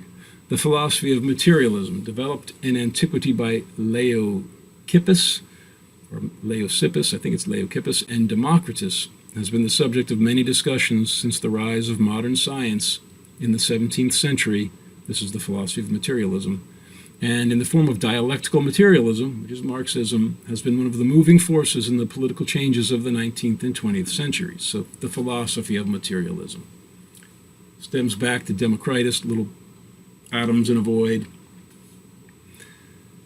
and it was the philosophical foundation of Karl Marx's Marxism, and so he wants to discuss it. If philosophical ideas about the structure of matter have been able to play such a role in human life, if in European society they have operated almost like an explosive, and may yet perhaps do so in other parts of the world, it is even more important to know what our present scientific knowledge has to say about this materialistic philosophy. To put it in rather general and precise terms, we may hope that a philosophical analysis of recent scientific developments will contribute to a replacement of conflicting dogmatic opinions about the basic problems we have breached by a sober adjustment to a new situation, which in itself can even now be regarded as a revolution in human life on Earth. So he's talking about general relativity and quantum mechanics. I think that on this point, modern physics has definitely decided for Plato. For the smallest units of matter are, in fact, not physical objects in the ordinary sense of the word. They are forms, structures, or, in Plato's sense, ideas, which can be unambiguously spoken of only in the language of mathematics. The debate between Plato and Democritus. So there you go. I mentioned this earlier. You can't get more of a shining example of a physicist, of a genius of physics than Heisenberg. And he says that he thinks modern physics has definitely decided for Plato, whereas Brian Greene thinks it has definitely decided for precisely the philosophy of materialism that Heisenberg rejects. So is Heisenberg motivated by his need for an immortality ideology? Yes, everyone is, according to Becker, but which has the more scientifically, who has more validity on their side? Heisenberg and his Platonism, or Brian Greene and so many other physicists today and their physicalism? I'm not a physicist, so I can't say, but as someone who studied philosophy, I can just look at evidence and see what the two sides are claiming is their evidence. To me, obviously, I think the evidence lies in favor of we live in a mind made of ideas more than a machine made of little cogs. Jung and Pauli, Wolfgang Pauli, so Pauli and Heisenberg and Niels Bohr together worked in Copenhagen to create the Copenhagen interpretation of quantum mechanics. According to Pauli, who worked with Carl Jung after he sought out psychological help because he was having these breakdowns and getting into bar fights and acting the fool as a young man. And then Jung recognized, oh, here's a super genius. I would rather one of my students be his analyst, and he and I will work together to try to find mirror symmetries between the laws of psychology and physics. So according to Pauli, the ordering and regulating factors must be placed beyond the distinction of physical and psychic, as Plato's ideas share the notion of a concept and of a force of nature. They create actions out of themselves. So he's saying the absolute ideas, which are the same as Carl Jung's archetypes of the collective unconscious, they're the psychoid level. They create this word psychoid, from which the physical and the psychological worlds both radiate. And that's why matter and mind mirror, because they both radiate from the same psychoid realm of the absolute ideas. I'm very much in favor of referring to the ordering and regulating factors in terms of archetypes, but then it would be impermissible to define them as contents of the psyche. The mentioned inner images, dominant features of the collective unconscious after Jung, are rather psychic manifestations of the archetypes, which, however, would also have to put forth, create, condition anything law-like in the behavior of the corporeal world, the world of the body. The laws of this world would then be the physical manifestations of the archetypes. The laws of physics and the laws of psychology mirror each other because they both radiate from the archetypes. All of the archetypes radiate from the ultimate archetype of the self, according to Carl Jung, which is equivalent to Plato's idea of the good. Jung and Pauli agreed that Jung's theory of the archetypes of the collective unconscious is just a restatement. This is the latter part of Jung's career. The archetypes are a restatement of Plato's absolute ideas imprinted on the soul. And we saw for Plato that the soul is also united with the central point of the universe, which encompasses the spherical horizon. So we're all one with and different from the universal soul, in which all of the archetypes are condensed. Cartesian dualism and its cure. So René Descartes started this is called the Cartesian cut at the beginning of the scientific revolution, and he says that there's the world of matter and there's the world of mind, and the two are completely opposite.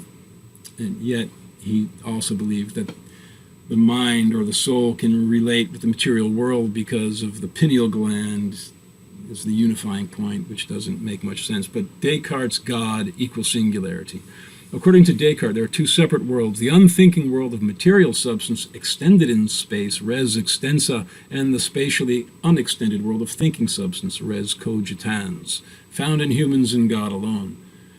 This sharply dualistic worldview is the infamous Cartesian split. So matter is extended in space, but it doesn't think. Mind is not extended in space, but it thinks. A singularity is not extended in space. Therefore, if it exists, according to Descartes' definition, it must be mental. And then Descartes says, by the name of God, I understand an infinite substance, eternal, immutable, independent, omniscient, omnipotent, and by which I and all the other things which exist, if it be true that any such exist, have been created and produced. So if God is a mind, then he cannot be extended in space. And yet, God is omniscient and omnipotent. And a singularity is a point of infinite power, and it qualifies as Descartes' definition of God. According to Descartes' reasoning, the gravitational singularity, which is not extended in space, must therefore be a thinking substance and is furthermore equivalent to God. We are all singularities according to this worldview that I'm trying to develop, which is just looking at the mirror reflections between physics and psychology. We are all part and parcel of the supreme singularity. God is that singularity who sees through every other singularity simultaneously, whereas each of us only sees through our own subjective point of view. Although we might have flashes of insight into this omniscient perspective, it's not the continuous norm for us as it is for God. Conjunctio, the marriage of physics and psychology. So this is what Pauli says, "I don't know whether and when this conjunctio will be realized, but I have no doubt that this would be the most beautiful destiny that could befall psychology and physics.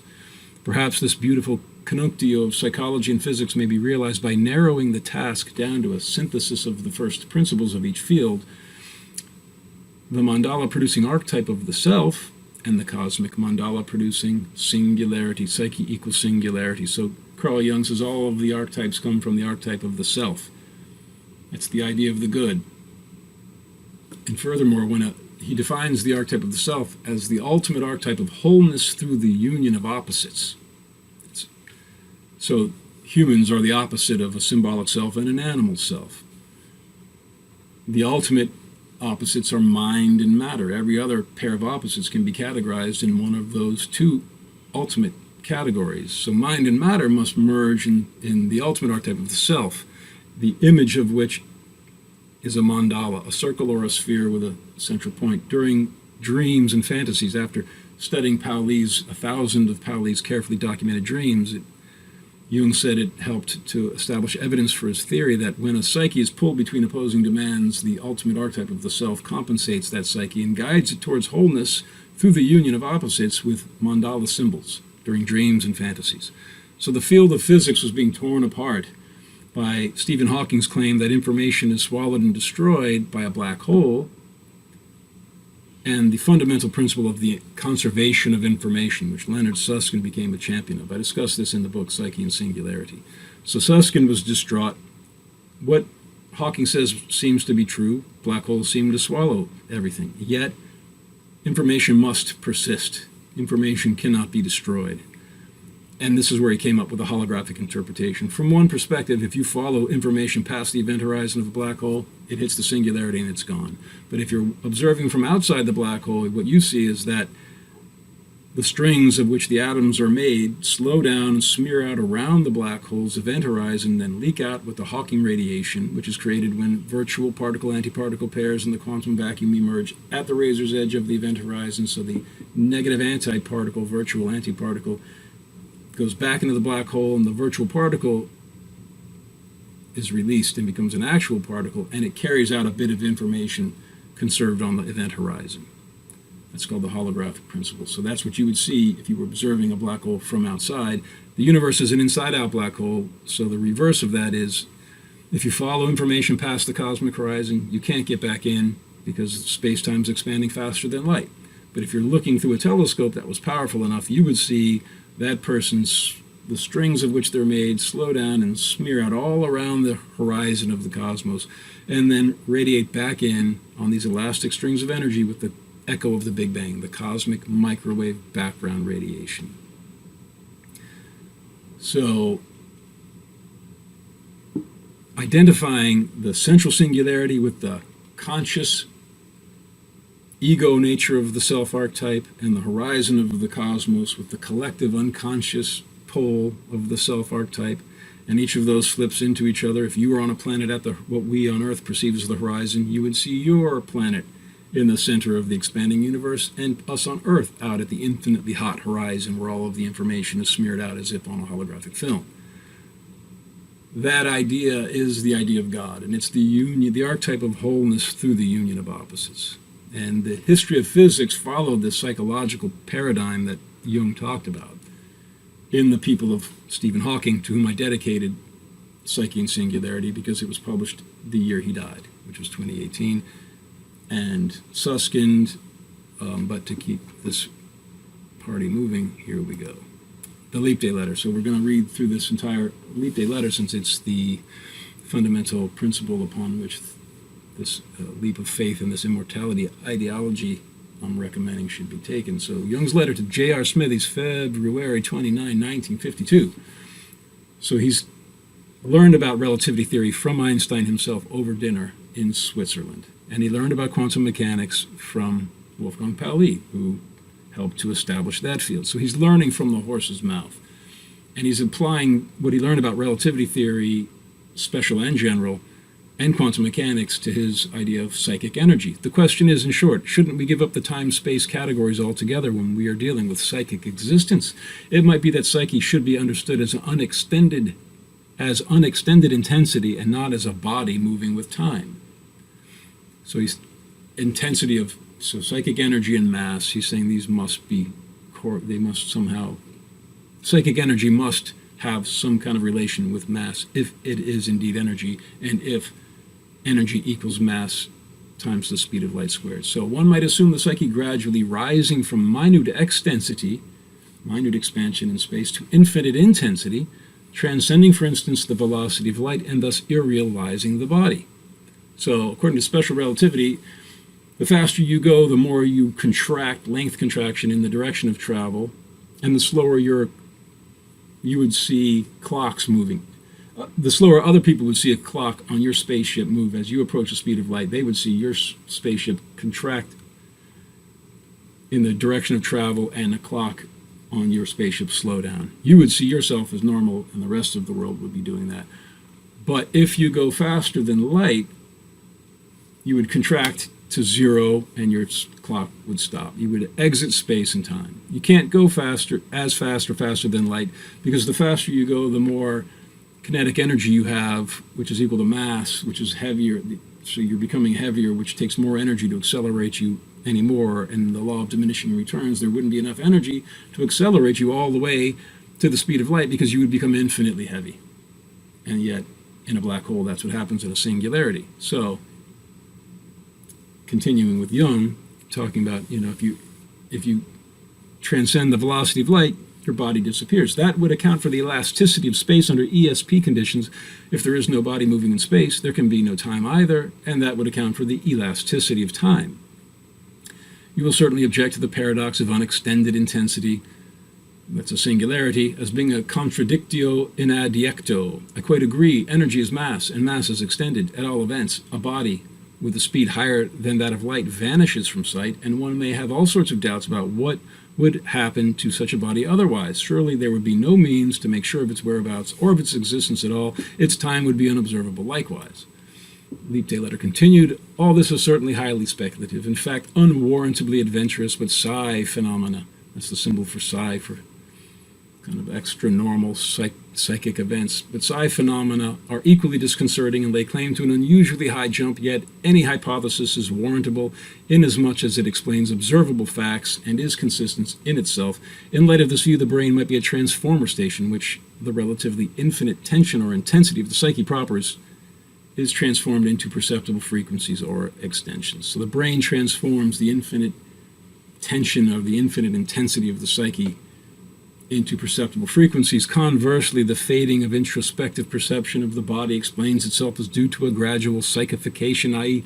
intensification at the expense of extension. Psyche equals highest intensity in the smallest space. So that's where the equation comes from.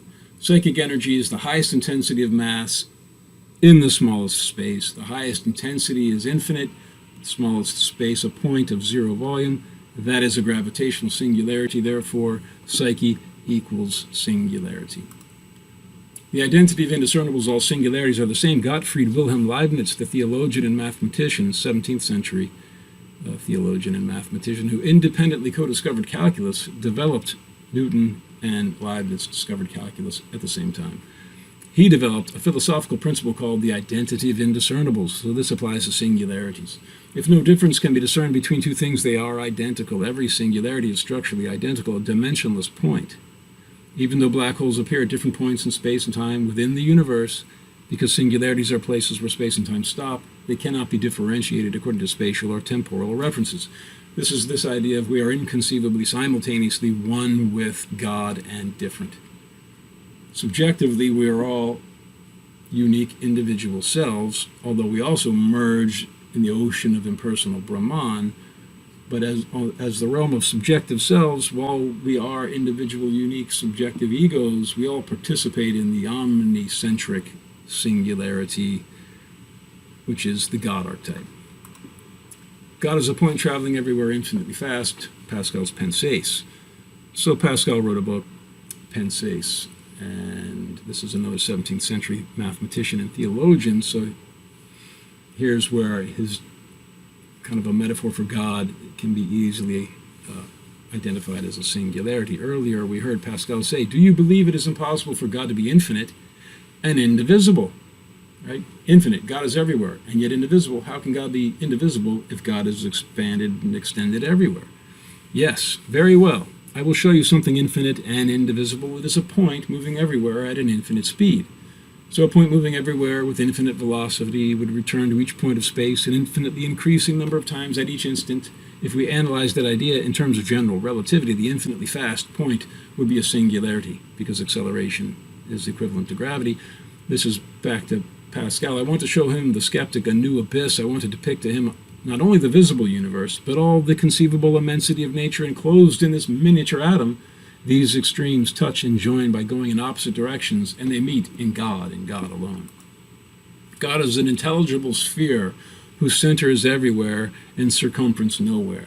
So this is Joseph Campbell saying that it might be said, in fact, that the principle of relativity, so the Big Bang implies that the singularity of the Big Bang exists everywhere, because space is expanding, so it's as if the Big Bang is occurring at each point of expanding space, and the Big Bang is echoing back from each point of the encompassing horizon of the cosmos, which implies the singularity is everywhere and the circumference is nowhere. So it might be said, in fact, that the principle of relativity has been defined already in mythopoetic, moral, and metaphysical terms in that sentence from the 12th century Hermetic Book of the 24 Philosophers: God is an intelligible sphere whose center is everywhere and circumference nowhere, which has been quoted with relish through the centuries by a significant number of influential European thinkers, among others Alan of Lilly, Nicholas of Cusanus, Rabelais, Giordano Bruno, Pascal, and Voltaire. In a sense, then, our recent mathematicians, physicists, and astronomers have only validated for their own fields a general principle long recognized in European thought and feeling. Pauli's mandala dreams, individuation. So we went over this. Jung analyzed over 1,000 of Wolfgang Pauli's carefully documented dreams, a young man of excellent scientific education. The symbols of the process of individuation that appear in dreams are images of an archetypal nature which depict the centralizing process or the production of a new center of personality. The self is not only the center, but also the whole circumference, which embraces both conscious and unconscious. It is the center of this totality, just as the ego is the center of consciousness. These images belong to a definite category, which I call mandala symbolism. So the process of individuation is the whole process of self-realization of life. According to Jung, in the first half of life, you try to meet the social demands that are expected of you. In the second half of life, you disassociate your identity from your social role, and you try to resume your own autonomy. And then you ultimately reunite your individual autonomous ego with society by realizing that everything ultimately radiates from the ultimate archetype of wholeness through the union of opposites, the self archetype, which he also called the God archetype, the unus mundus, and the one. You achieve individuation or wholeness of your conscious and your collective unconscious mind, of your private and your public life, when you come to recognize how everything stems from and strives to return to the God archetype. The essence of the human condition, cultural illusion, is the heroic dimension. So back to Ernest Becker's The Denial of Death. Cultural illusion is a necessary ideology of self-justification, a heroic dimension that is life itself to the symbolic animal. And I'm saying that this mandala model of the universe, which was present in Plato's dialogues, in the Christian theology, especially as promoted by St. Augustine in his book, The Confessions, which created the cosmology of the Catholic Church, which created a canopy of theology for the European mind for over 1,000 years. It collapsed during the scientific revolution, but it's returned now, I'm saying, in this mirror symmetry with string theory and Jungian psychology. It is the cultural illusion, the symbolic universe that we require in order to make the leap of faith in God and assume our roles as these cosmic heroes. Light at the end of the tunnel. So now we're going to go through some evidence for this, more evidence, near-death experiences. We already saw Carl Jung's in The Myth of but everyone has heard about the light at the end of the tunnel. When you die and then come back, when your heart stops and then you're resuscitated, oftentimes people recall seeing this all-embracing, loving light at the end of a dark tunnel. Well, here's what special relativity predicts, the aberration effect.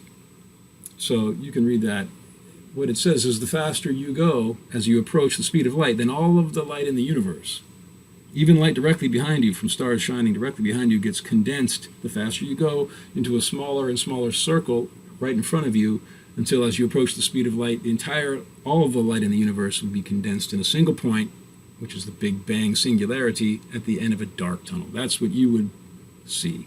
It's called the aberration effect. So I'm saying that's just more evidence that each of us is a singularity. You die, your psyche rises out of your body. Space-time projects from the singularity. Each of us is a singularity. Space-time is projected from us. Immanuel Kant describes that, the a priori categories of thought. I go into that in detail, but I don't touch on it in this summary. So this perceiving this light at the end of the tunnel is the kind of physics that would mirror what a singularity would experience as it leaves this transformer station of its brain. And if the psyche is space-time, it's the source of space-time, then what psyche's experience is what space-time experiences as it expands and accelerates the expansion rate as it approaches the horizon of the cosmos. At any rate, I really want to keep this moving. Plato's Phaedrus, eternal forms of the cosmic horizon, similar to the Katha Upanishad. In the Phaedrus, Socrates explains that in between embodied lives, reincarnating souls ride chariots behind two winged horses. One obeys reason, the other bodily desires, to follow the procession of one or the other of 11 different demigods. Occasionally the gods go to feast, at which point they move up the steep to the top of the vault of heaven. It's a spherical universe. They go and they stand on the outer back of the universe. The mortals who follow the gods have a difficult time, and few of them reach the topmost destination, where the gods stand upon the outside of heaven and behold the things beyond. They perceive justice and temperance and knowledge absolute, as well as the other true existences, after which they come back down to the interior of the heavens and return home. The absolute idea of justice, temperance, and knowledge, all of these absolute ideas exist at this outermost sphere. The idea of the good is the universal mandala formed by the central singularity and spherical horizon. The eternally perfect absolute forms of knowledge or ideas all exist at the horizon of the cosmos, like Plato said, and they project this illusion of the material world that is mirrored by string theory. I became the entire universe. So here's a brain surgeon, Eben Alexander, a Harvard-educated, world-famous neurosurgeon. And this story became famous in 2012. I think it happened in 2008.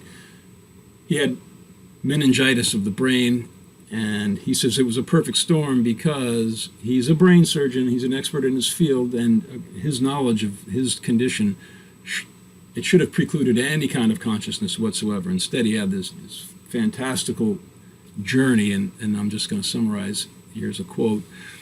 Just as my awareness was both individual, yet at the same time completely unified with the universe, so also did the boundaries of what I experience as myself at times contract, and at other times expand to include all that exists throughout eternity.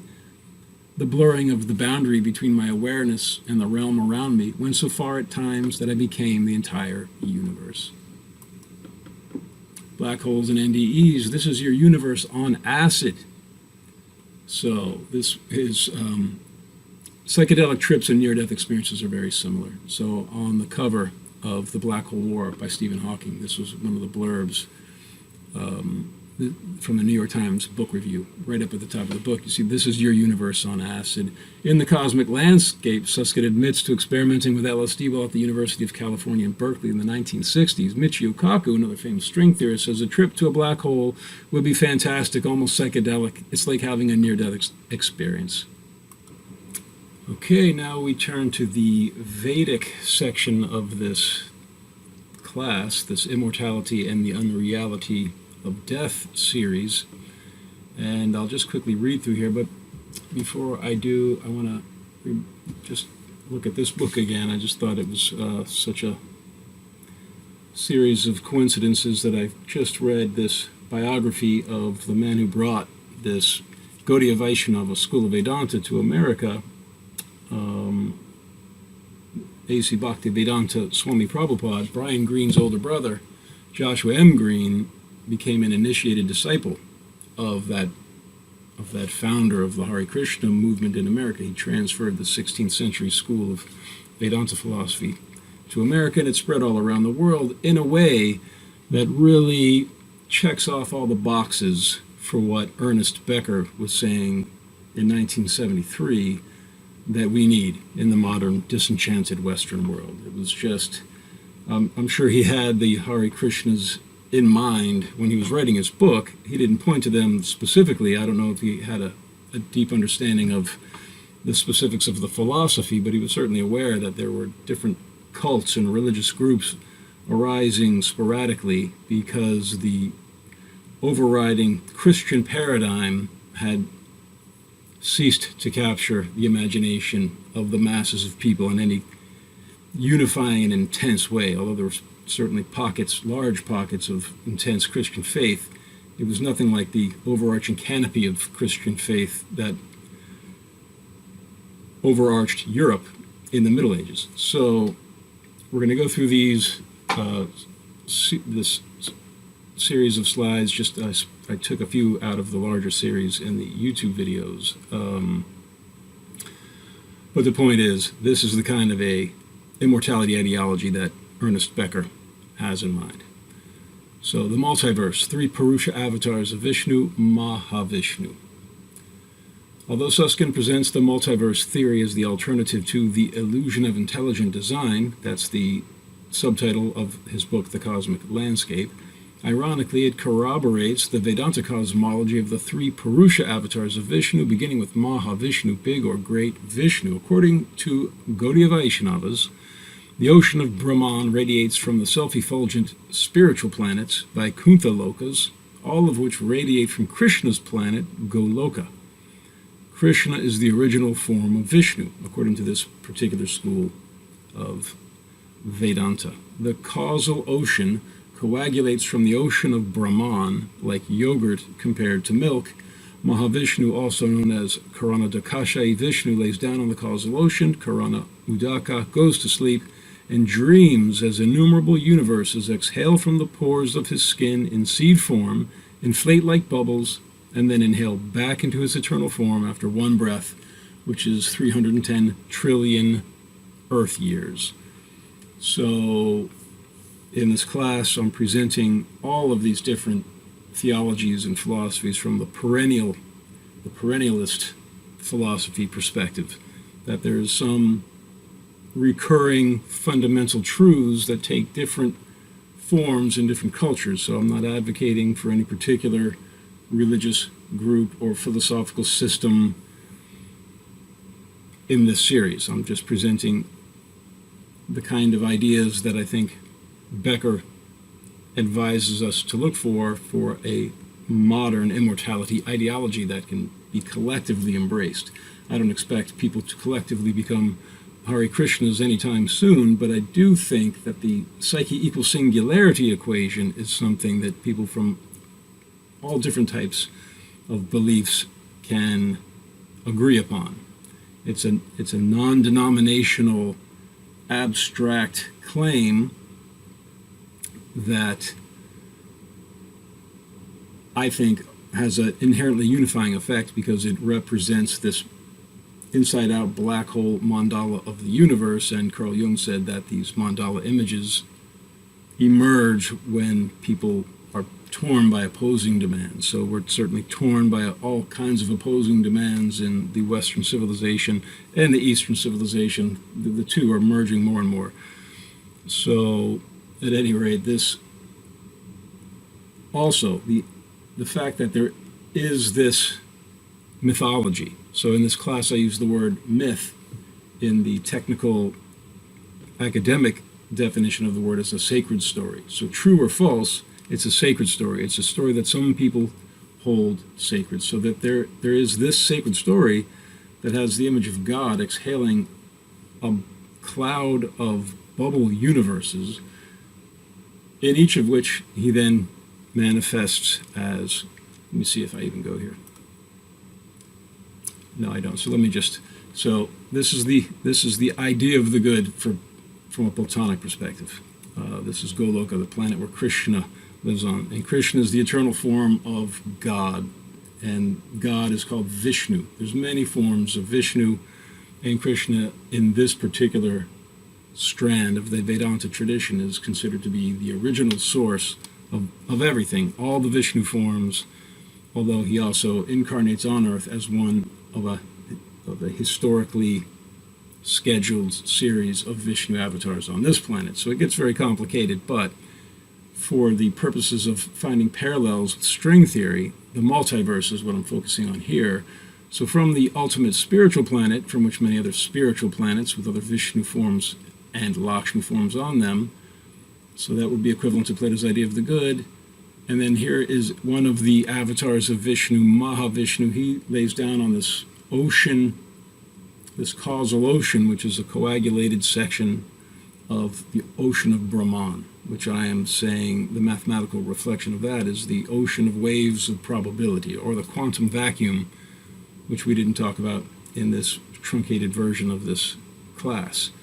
So then in the center of each one of these bubble universes is another Vishnu form. So this is Karana, that's Garbo Dakashai Vishnu. And then in the center of every atom, material and spiritual, is another form of Vishnu, Kshiro Dakashai Vishnu, or Paramatma, the supersoul, the atomic supersoul. So these are not material forms, Vishnu's spiritual form. So even though there's this embodied personality, you can also think of Vishnu as a singularity in the sense that it's a source of infinite power with no extension in space, no material extension. It seems that you could correlate this cosmology with different scales of the singularity. The singularity of the Big Bang of each universe would be like the Garba Dakashai Vishnu in the center of each universe, and then there's this Mahavishnu from which all of the universes manifest. And according to Leibniz's principle of the identity of indiscernibles, all the singularities, all the Vishnu forms are indiscernible and therefore identical, and yet they also retain differences. But for this quick and truncated version, I'm going to just continue. Radha Krishna Goloka Vrindavan. So here's from a book, the Brahma Samhita. I worship Govinda, it's another name for Krishna, the cowherd boy, the primeval lord whose transcendental form is full of bliss, truth, substantiality, and is thus full of the most dazzling splendor. Each of the limbs of that transcendental figure possesses in himself the full-fledged functions of all the organs, and eternally sees, maintains, and manifests the infinite universes, both spiritual and mundane. So the spiritual form of Krishna. That's so from the scientific perspective, you'd say, oh, God has a form. That's interesting. It's seemingly primitive, and this is, yes, the childish foolishness that Becker was talking about, but who could really believe in such a thing? However believable it is, the form isn't supposed to be considered a material form. It is an absolute form that contains the multiverse of universes at each point. And each limb has all the functions of all the others. The point is it's on the absolute plane. All of the qualities of the whole are located in each part of Krishna's form. And since everything manifests from Krishna, that principle applies in a general sense everywhere. And each of us has all of the qualities of the supreme Vishnu. And if you believe that, that kind of a belief would satisfy what Becker says we need. We need to expand ourselves as cosmic heroes. We need to be absorbed in the universe, and we need to surrender to the universe and become a servant. These are the two different, the agape and the eros motives. But I'm going to keep reading here. So, continuing in the Brahma Samhita, I worship Govinda, the primeval lord, residing in his own realm, Goloka, with Radha, resembling his own spiritual figure, the embodiment of the ecstatic potency. So this is the female side of God. Radha, Rani. Rani means queen, so the cowherd girls. So they live in a cowherd village called Vrindavan.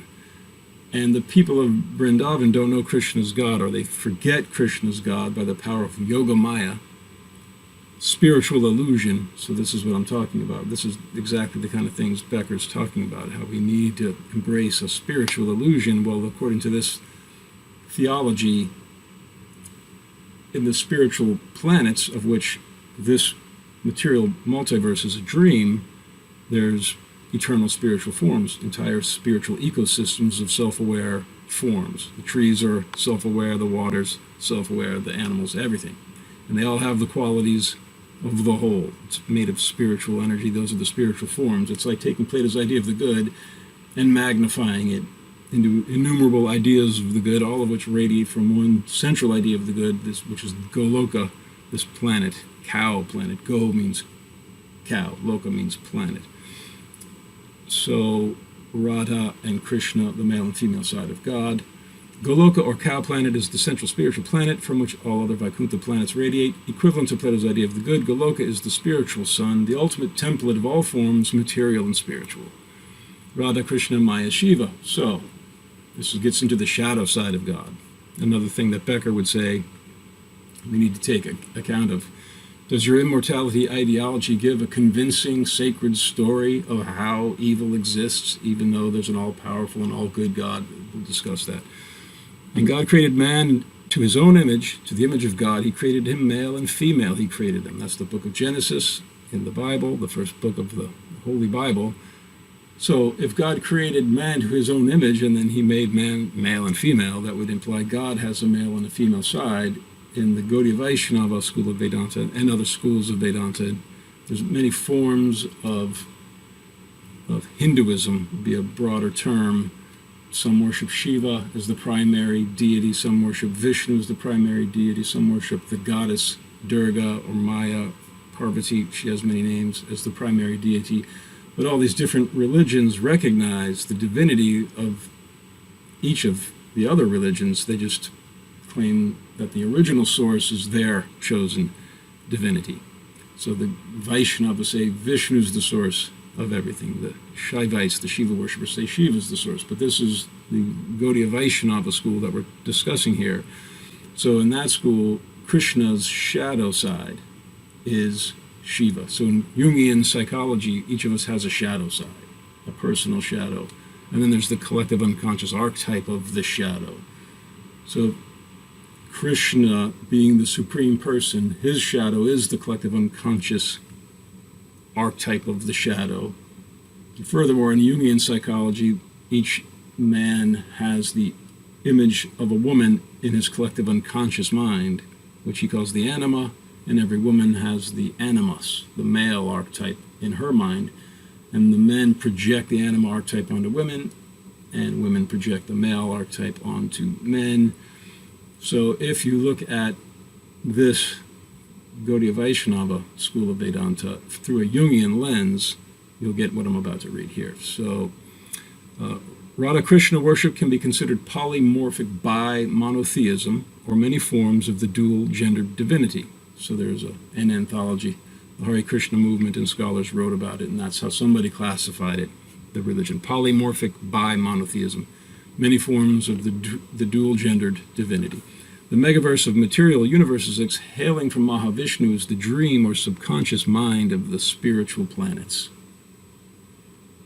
So, God's unconscious mind. There's the theodicy, which we'll be talking about in a moment. As Radha and Krishna, the original forms of Lakshmi and Vishnu, preside over the spiritual planets, Vaikuntha lokas, their shadow sides, Maya and Shiva, preside over the material universes. That's in the Brahma Samhita, where that information comes from. In Jungian terms, Radha's shadow Maya is Krishna's anima, the archetypal image of woman in a man's unconscious, while Krishna's shadow Shiva is Radha's animus, the archetypal image of a man and a woman's unconscious. This quaternity, Radha, Krishna, Maya, Shiva, is the God archetype. Now that is not stated in any of the Vedic literature.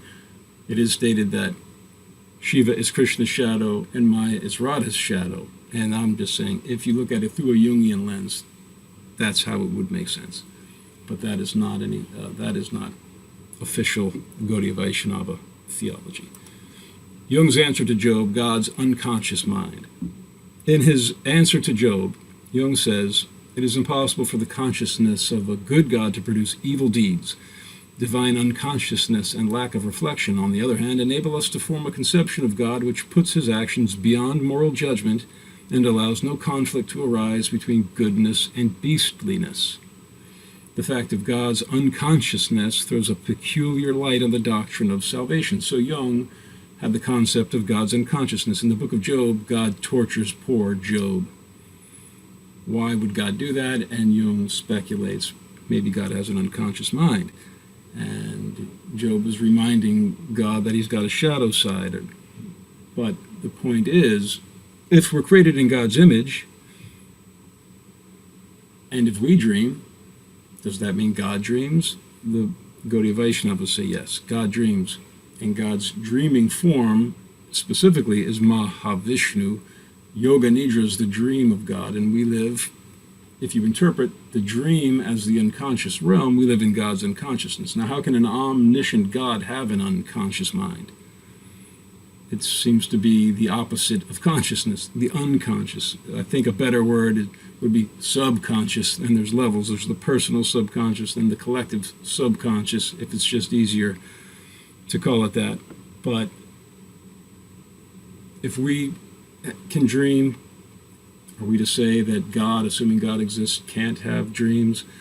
If you do accept that we live in God's dream, that the multiverse is God's dream, then suddenly you have a sacred story that helps make sense of how all of the horrific evils of the world can occur despite the omniscient omnipotence of an all-good God.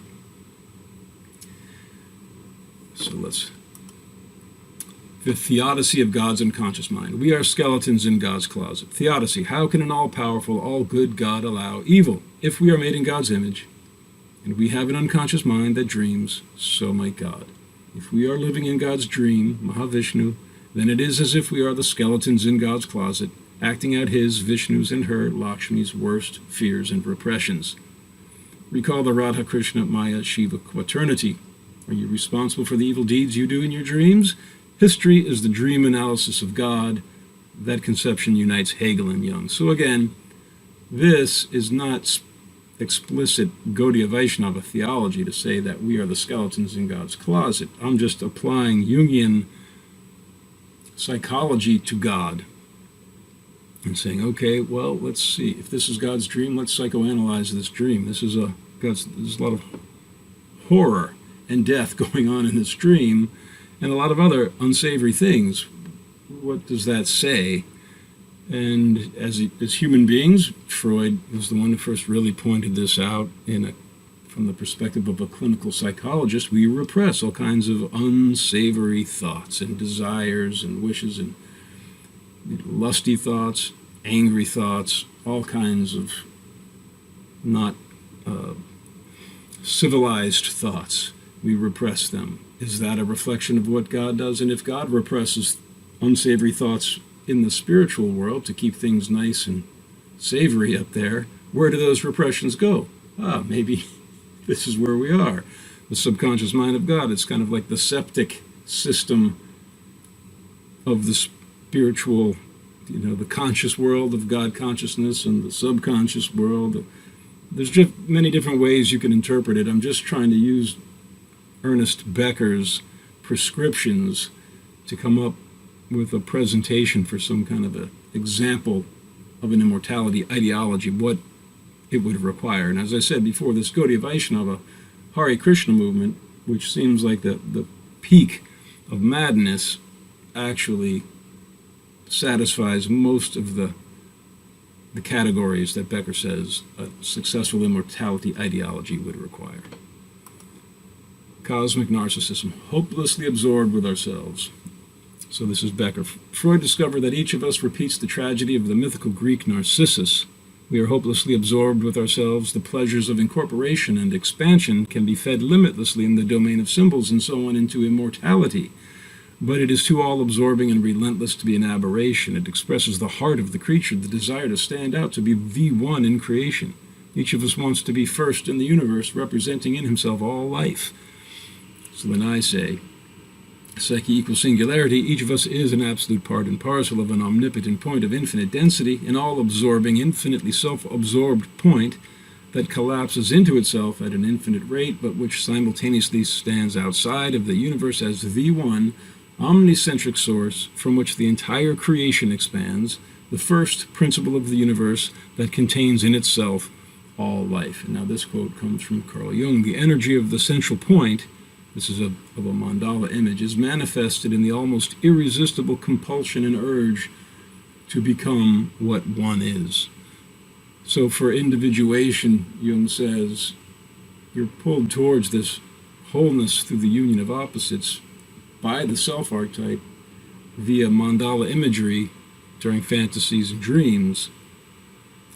So the mandala is the spontaneously emerging image of the self-archetype in the psyche. Well, if the laws of psychology and physics mirror each other, what's the mirror correlate in the laws of physics? I'm saying a black hole, or the gravitational effects of a black hole, because a black hole is a geometrically perfect mandala. It's a central point surrounded by a two-dimensional sphere, the event horizon. So the image of this self is the mandala in dreams, and the image of the singularity is the gravitational effects that you can see emerging from a black hole, like the one in the center of our galaxy. It's just a nice mirror symmetry that you would expect if Plato and Jung and Pauli were correct about that. So the point of this is, where does this hopeless self-absorption and need to be the one in creation come from? I'm saying we inherited from the omnicentric singularity that is called God. And if you see God as Krishna, now all of a sudden this isn't this horribly terrifying, omnipotent, all-absorbing cosmic force in the bottom of this existential abyss of a black hole. It's a cowherd boy, a very lovely cowherd boy in eternal bloom of youth, blackish skin with a blue tint like a storm cloud, a peacock feather in his hair, long flowing black hair, the darling of all of the cowherd girls of Vrindavan. So it's just, every time I think of the concept of God as Krishna with the peacock feather in the hair, is just a kind of a wink of this Narcissus.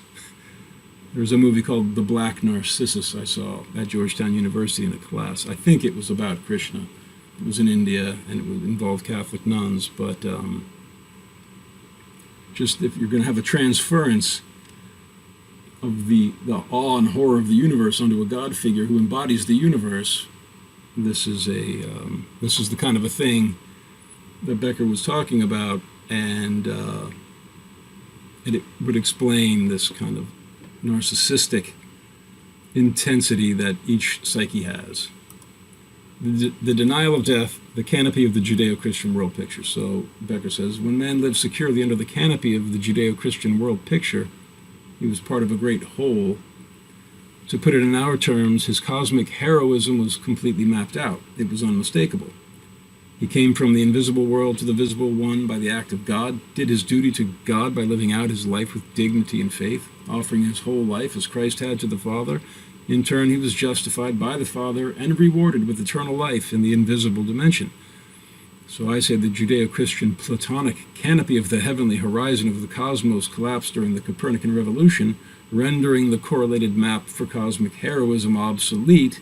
That same archetypal cosmology resurrected from the grave in the form of the Jung-Susskind synthesis, which gives a timely new meaning to the age-old map of the hero's journey. Okay, so we're getting near the end here. This is Hegel. Hegel's lectures on the philosophy of history. The copy I have is titled Reason in History, a general introduction to the philosophy of history. And you'll see here, according to Hegel, like Plato, he says everything originates from the absolute idea. He just calls it the idea.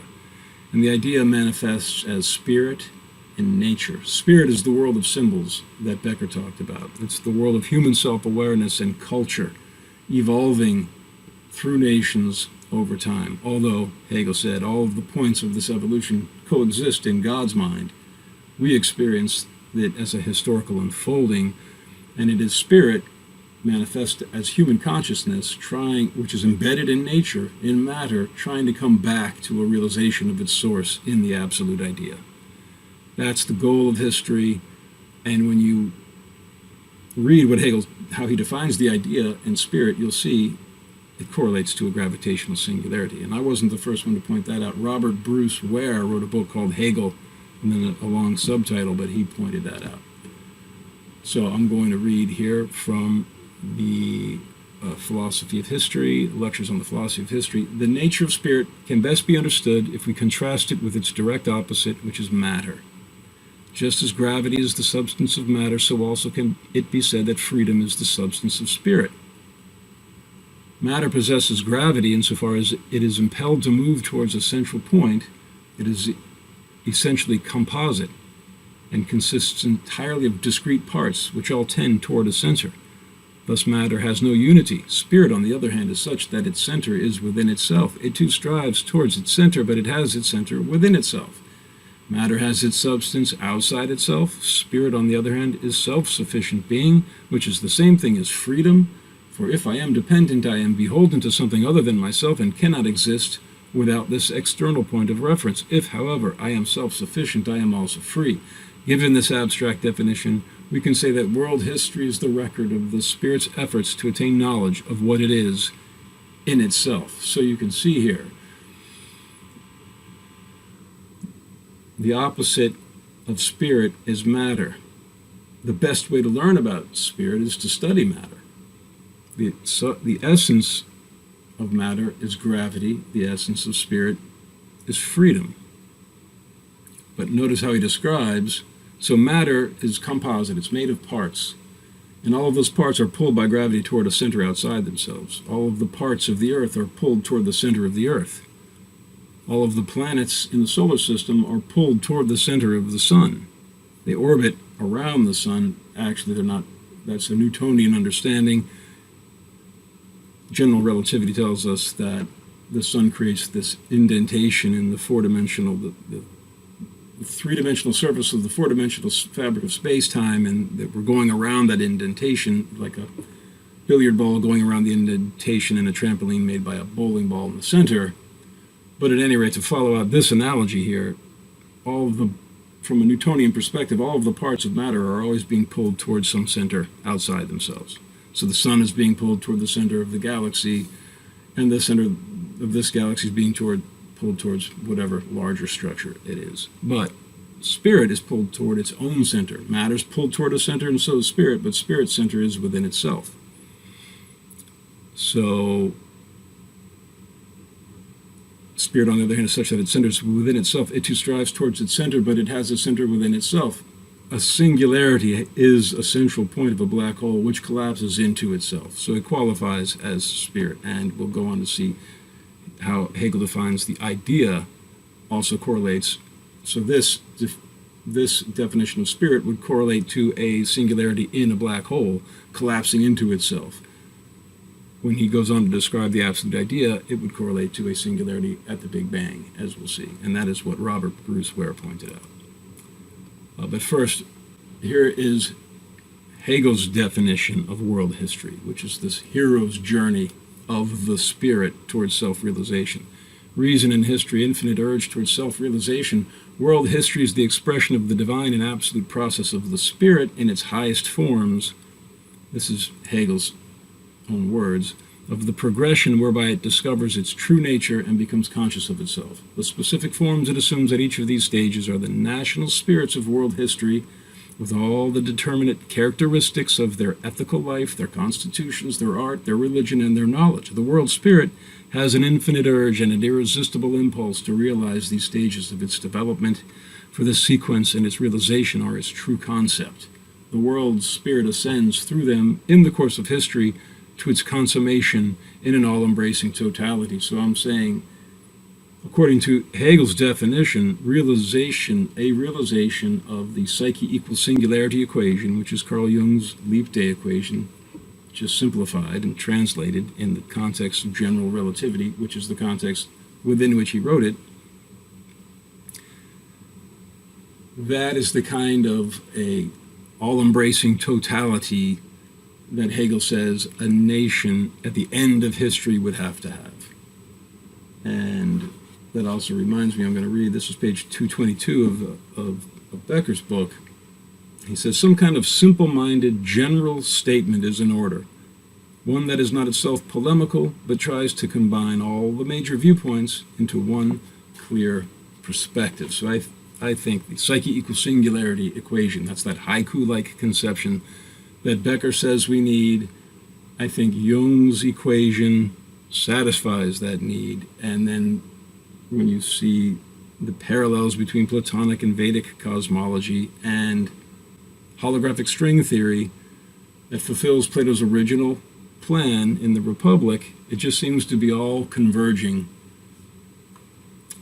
as one would expect if there is a God and if God's reason is guiding history. The heart of nature, joyful self-expansion. So going back to Becker, and this is just setting up Hegel's description of the absolute idea. So Becker says, it is as though the heart of nature is pulsating in its own joyful self-expansion. He, man, can pulsate and expand both organismically and symbolically. I say the heart of nature is the gravitational singularity, the omnicentric archetype of the self from which space-time exploded at the Big Bang, and from which it continues to expand at an accelerating rate, caused by the dark energy of the quantum vacuum, created by the constant creation and annihilation of virtual particle-antiparticle pairs. So back to Hegel, Hegel's history of philosophy. So we were reading from philosophy of history, now this is from the history of philosophy. Idea equals omnicentric singularity. So this is his definition, Hegel's definition of the absolute idea. This underlined part is what really can be easily correlated to the singularity of the Big Bang. It is one idea in its totality and in all its individual parts, like one life in a living being. One pulse throbs throughout all its members. All the parts represented in it and their systematization emanate from the one idea. All these particulars are but the mirrors and copies of this one life, and have their actuality only in this unity. Their differences and their various qualities are only the expression of the idea and the form contained within it. The idea is the central point, which is also the periphery, the source of light, which in all its expansion does not come without itself, but remains present and immanent within itself. Thus it is both the system of necessity and its own necessity, which also constitutes its freedom.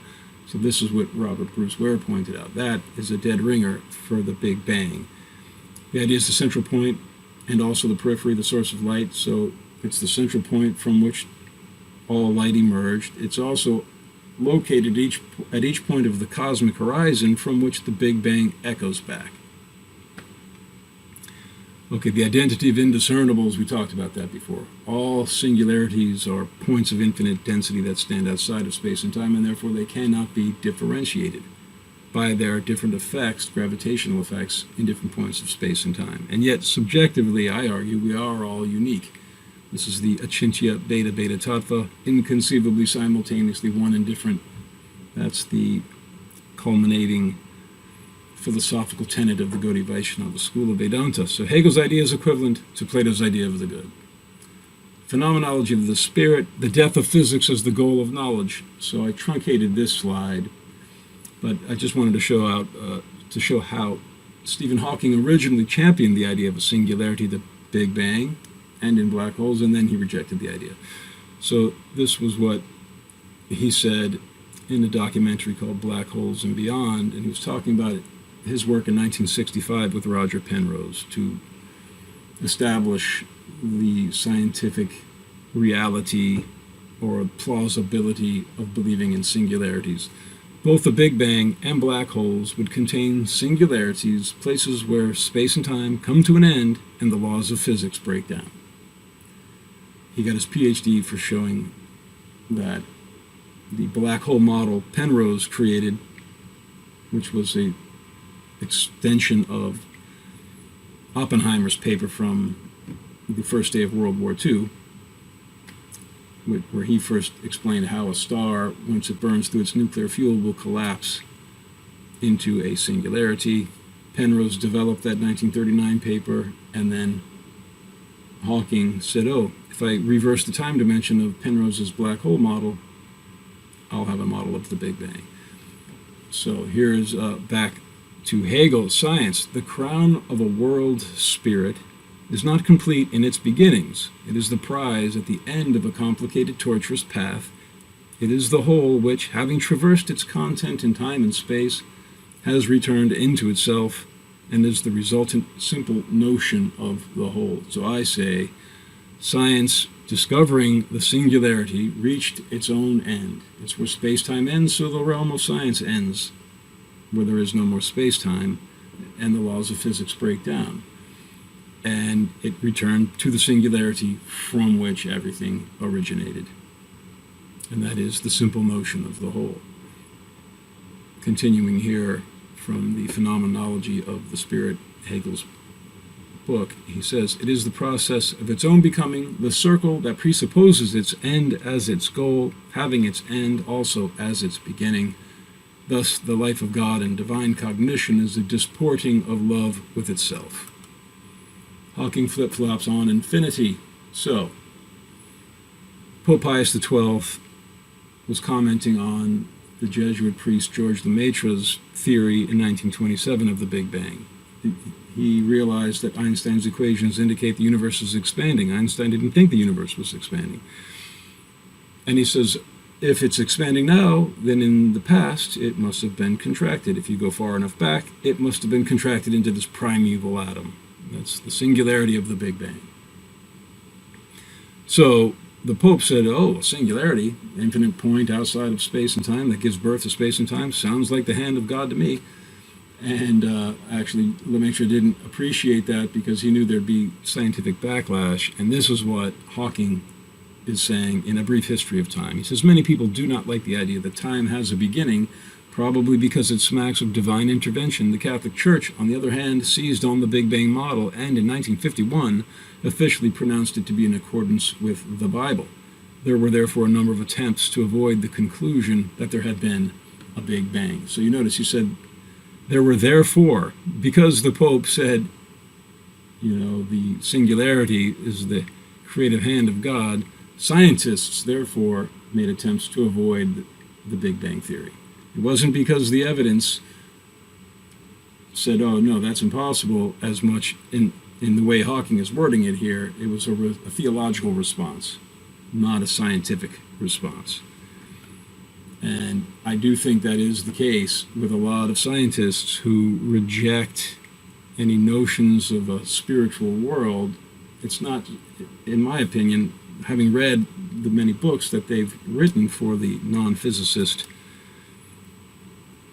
if you look at the evidence, and as we pointed out from Heisenberg and Pauli and Schrödinger, there's plenty of evidence that would enable you to at least think it's plausible that the cosmos is some kind of a divine mind. So Hawking here is saying, yes, when the Pope said that, then a lot of people said, oh, maybe there wasn't a Big Bang. So then, and Hawking was one of them. He says, it is perhaps ironic that, having changed my mind, I am now trying to convince other physicists that there was in fact no singularity at the beginning of the universe. As we shall see later, it can disappear once quantum effects are taken into account. At the quantum scale, the so-called point of infinite gravity would actually be a wave of probability, the wave function of the universe. In exchange for a point of infinite gravity, Hawking gains an infinite set of parallel universes, one for each point in the original wave of probability. I say singularities are real, and there is a multiverse of universes. The center of gravity has definitely shifted, the modern hero task. So back to Joseph Campbell, he says, the way to become human is to learn to recognize the lineaments of God in all of the wonderful modulations of the face of man. With this, we come to the final hint of what the specific orientation of the modern hero task must be, and discover the real cause for the disintegration of all of our inherited religious formula. The center of gravity, that is to say, of the realm of mystery and danger, has definitely shifted. And then here's how he explains the different centers of gravity, from the divine spheres of astrology to the 17th century mechanical worldview of astronomy, to 19th century Darwinian biology, to the 20th century focus on man himself in psychology, and then continuing with Campbell, he says, live, Nietzsche says, as though the day were here. It is not society that is to guide and save the creative hero, but precisely the reverse. All right. The center of gravity in academic physics has shifted to the literal center of black holes and the universe, which, according to Jung's leap day equation, is the psyche itself. Cultivating the knowledge that psyche equals singularity in oneself, and then using that knowledge to guide and save a misguided society, is the modern hero task, most aligned with Hegel's theory of the idea, realizing itself through history, and Jung's theory of individuation. Okay, so this is the final couple of slides here, synchronicity. So is there any empirical evidence that we live in a divine mind, that our consciousness is somehow meaningfully united with the cosmos as a whole? Synchronicity, Jung said there's two avenues that provide empirical, falsifiability to the theory of the archetypes, and that is near-death experiences and synchronicities, meaningful coincidences. People have near-death experiences. He had one. And people experience synchronicities, and both of them give you first-hand experience of how the archetypes coordinate the material world in a meaningful, symbolically meaningful way. So I'm not going to get into the details of it. Let me just read here. Empirical basis of synchronicity. Shock the prejudice of our age. Let us return to the problem of the empirical basis of synchronicity. The main difficulty here is to procure empirical material. Empirical means observable, directly observable, from which we can draw reasonably certain conclusions, and unfortunately this difficulty is not an easy one to solve. The experiences in question are not ready to hand. We must therefore look in the obscurest corners and summon up courage to shock the prejudice of our age if we want to broaden the basis of our understanding of nature. So meaningful coincidences. I think most people have experienced meaningful coincidences, symbolically related events that are not physically related. Meaningful coincidences. So Jung's famous example was his patient was telling him about a dream she had about a golden scarab brooch, a piece of jewelry. And as she's saying the dream, Jung heard an insect buzzing on the screen, and it was a scarab-looking type insect, one of those beetles with a metallic green-looking shell that wasn't typical in that part of Switzerland, and it was trying to get inside. So Jung cupped it in his hand. He says, "Here is your scarab." And that cured her of her Cartesian dualism, is what he defined it as, her overly rationalistic worldview. It was a meaningful coincidence. I've had synchronicities. I guide myself by synchronicities. It's one of the ways I think God speaks to us. St. Augustine had the synchronicity in the garden when he was weeping, and he heard a little child say, "Take and read, take and read." And he picked up his New Testament book, and it said, "Give up all worldliness," and it gave him faith that God was telling him, yes, have the strength to become a priest. So synchronicities, and then let's go to this next one, astrology. Highly controversial class of synchronicities. So here's a book by Richard Tarnas, and I know I have to move this little head icon of my face so that you can see the title of this book more clearly, but Cosmos and Psyche, Intimations of a New World View. So I studied with Richard Tarnas out at the California Institute of Integral Studies, and I've read Cosmos and Psyche and his book, The Passion of the Western Mind, which is an excellent summary of the history of Western thought, philosophy, science, theology. Excellent book. And Cosmos and Psyche goes through the history of Western thought and shows how the themes, the archetypal themes that emerged in certain times of history can be correlated in a symbolically understandable way with the geometrical relationships of the planets in relation to a central Earth in a geocentric perspective. So let me just read here. This is from Richard Tarnas. Yet the problem has remained ambiguous, for although coincidences are often personally significant, they tend to resist objective assessment. Only if such phenomena were in some sense public and pervasive rather than private and exceptional could the suggestion of a deeper order be effectively substantiated in a way that could influence the cultural worldview. One special, highly controversial class of synchronicities, however, did appear to resemble this description. In the course of his career, Jung's attention was increasingly drawn to the ancient cosmological perspective of astrology, which posits a systematic symbolic correspondence between planetary positions and the events of human existence. In the Immortality and the Unreality of Death series, I go through some examples. For example, the Uranus-Neptune conjunction of the early 1990s when string theory emerged. But in this truncated version, I'm just going to move to this next and final slide. Curriculum for the Philosopher King, so the Republic, educating the ultimate hero. In the Republic, Socrates says, that which destroys and corrupts in every case is the evil, that which preserves and benefits is the good. By this definition, the highest good is that which preserves the most information, which points to the cosmic horizon. The near-death experience Socrates recalls in the myth of at the end of the Republic. So this is a quote from a journal article, the Archive Journal, that Richard Tarnas started.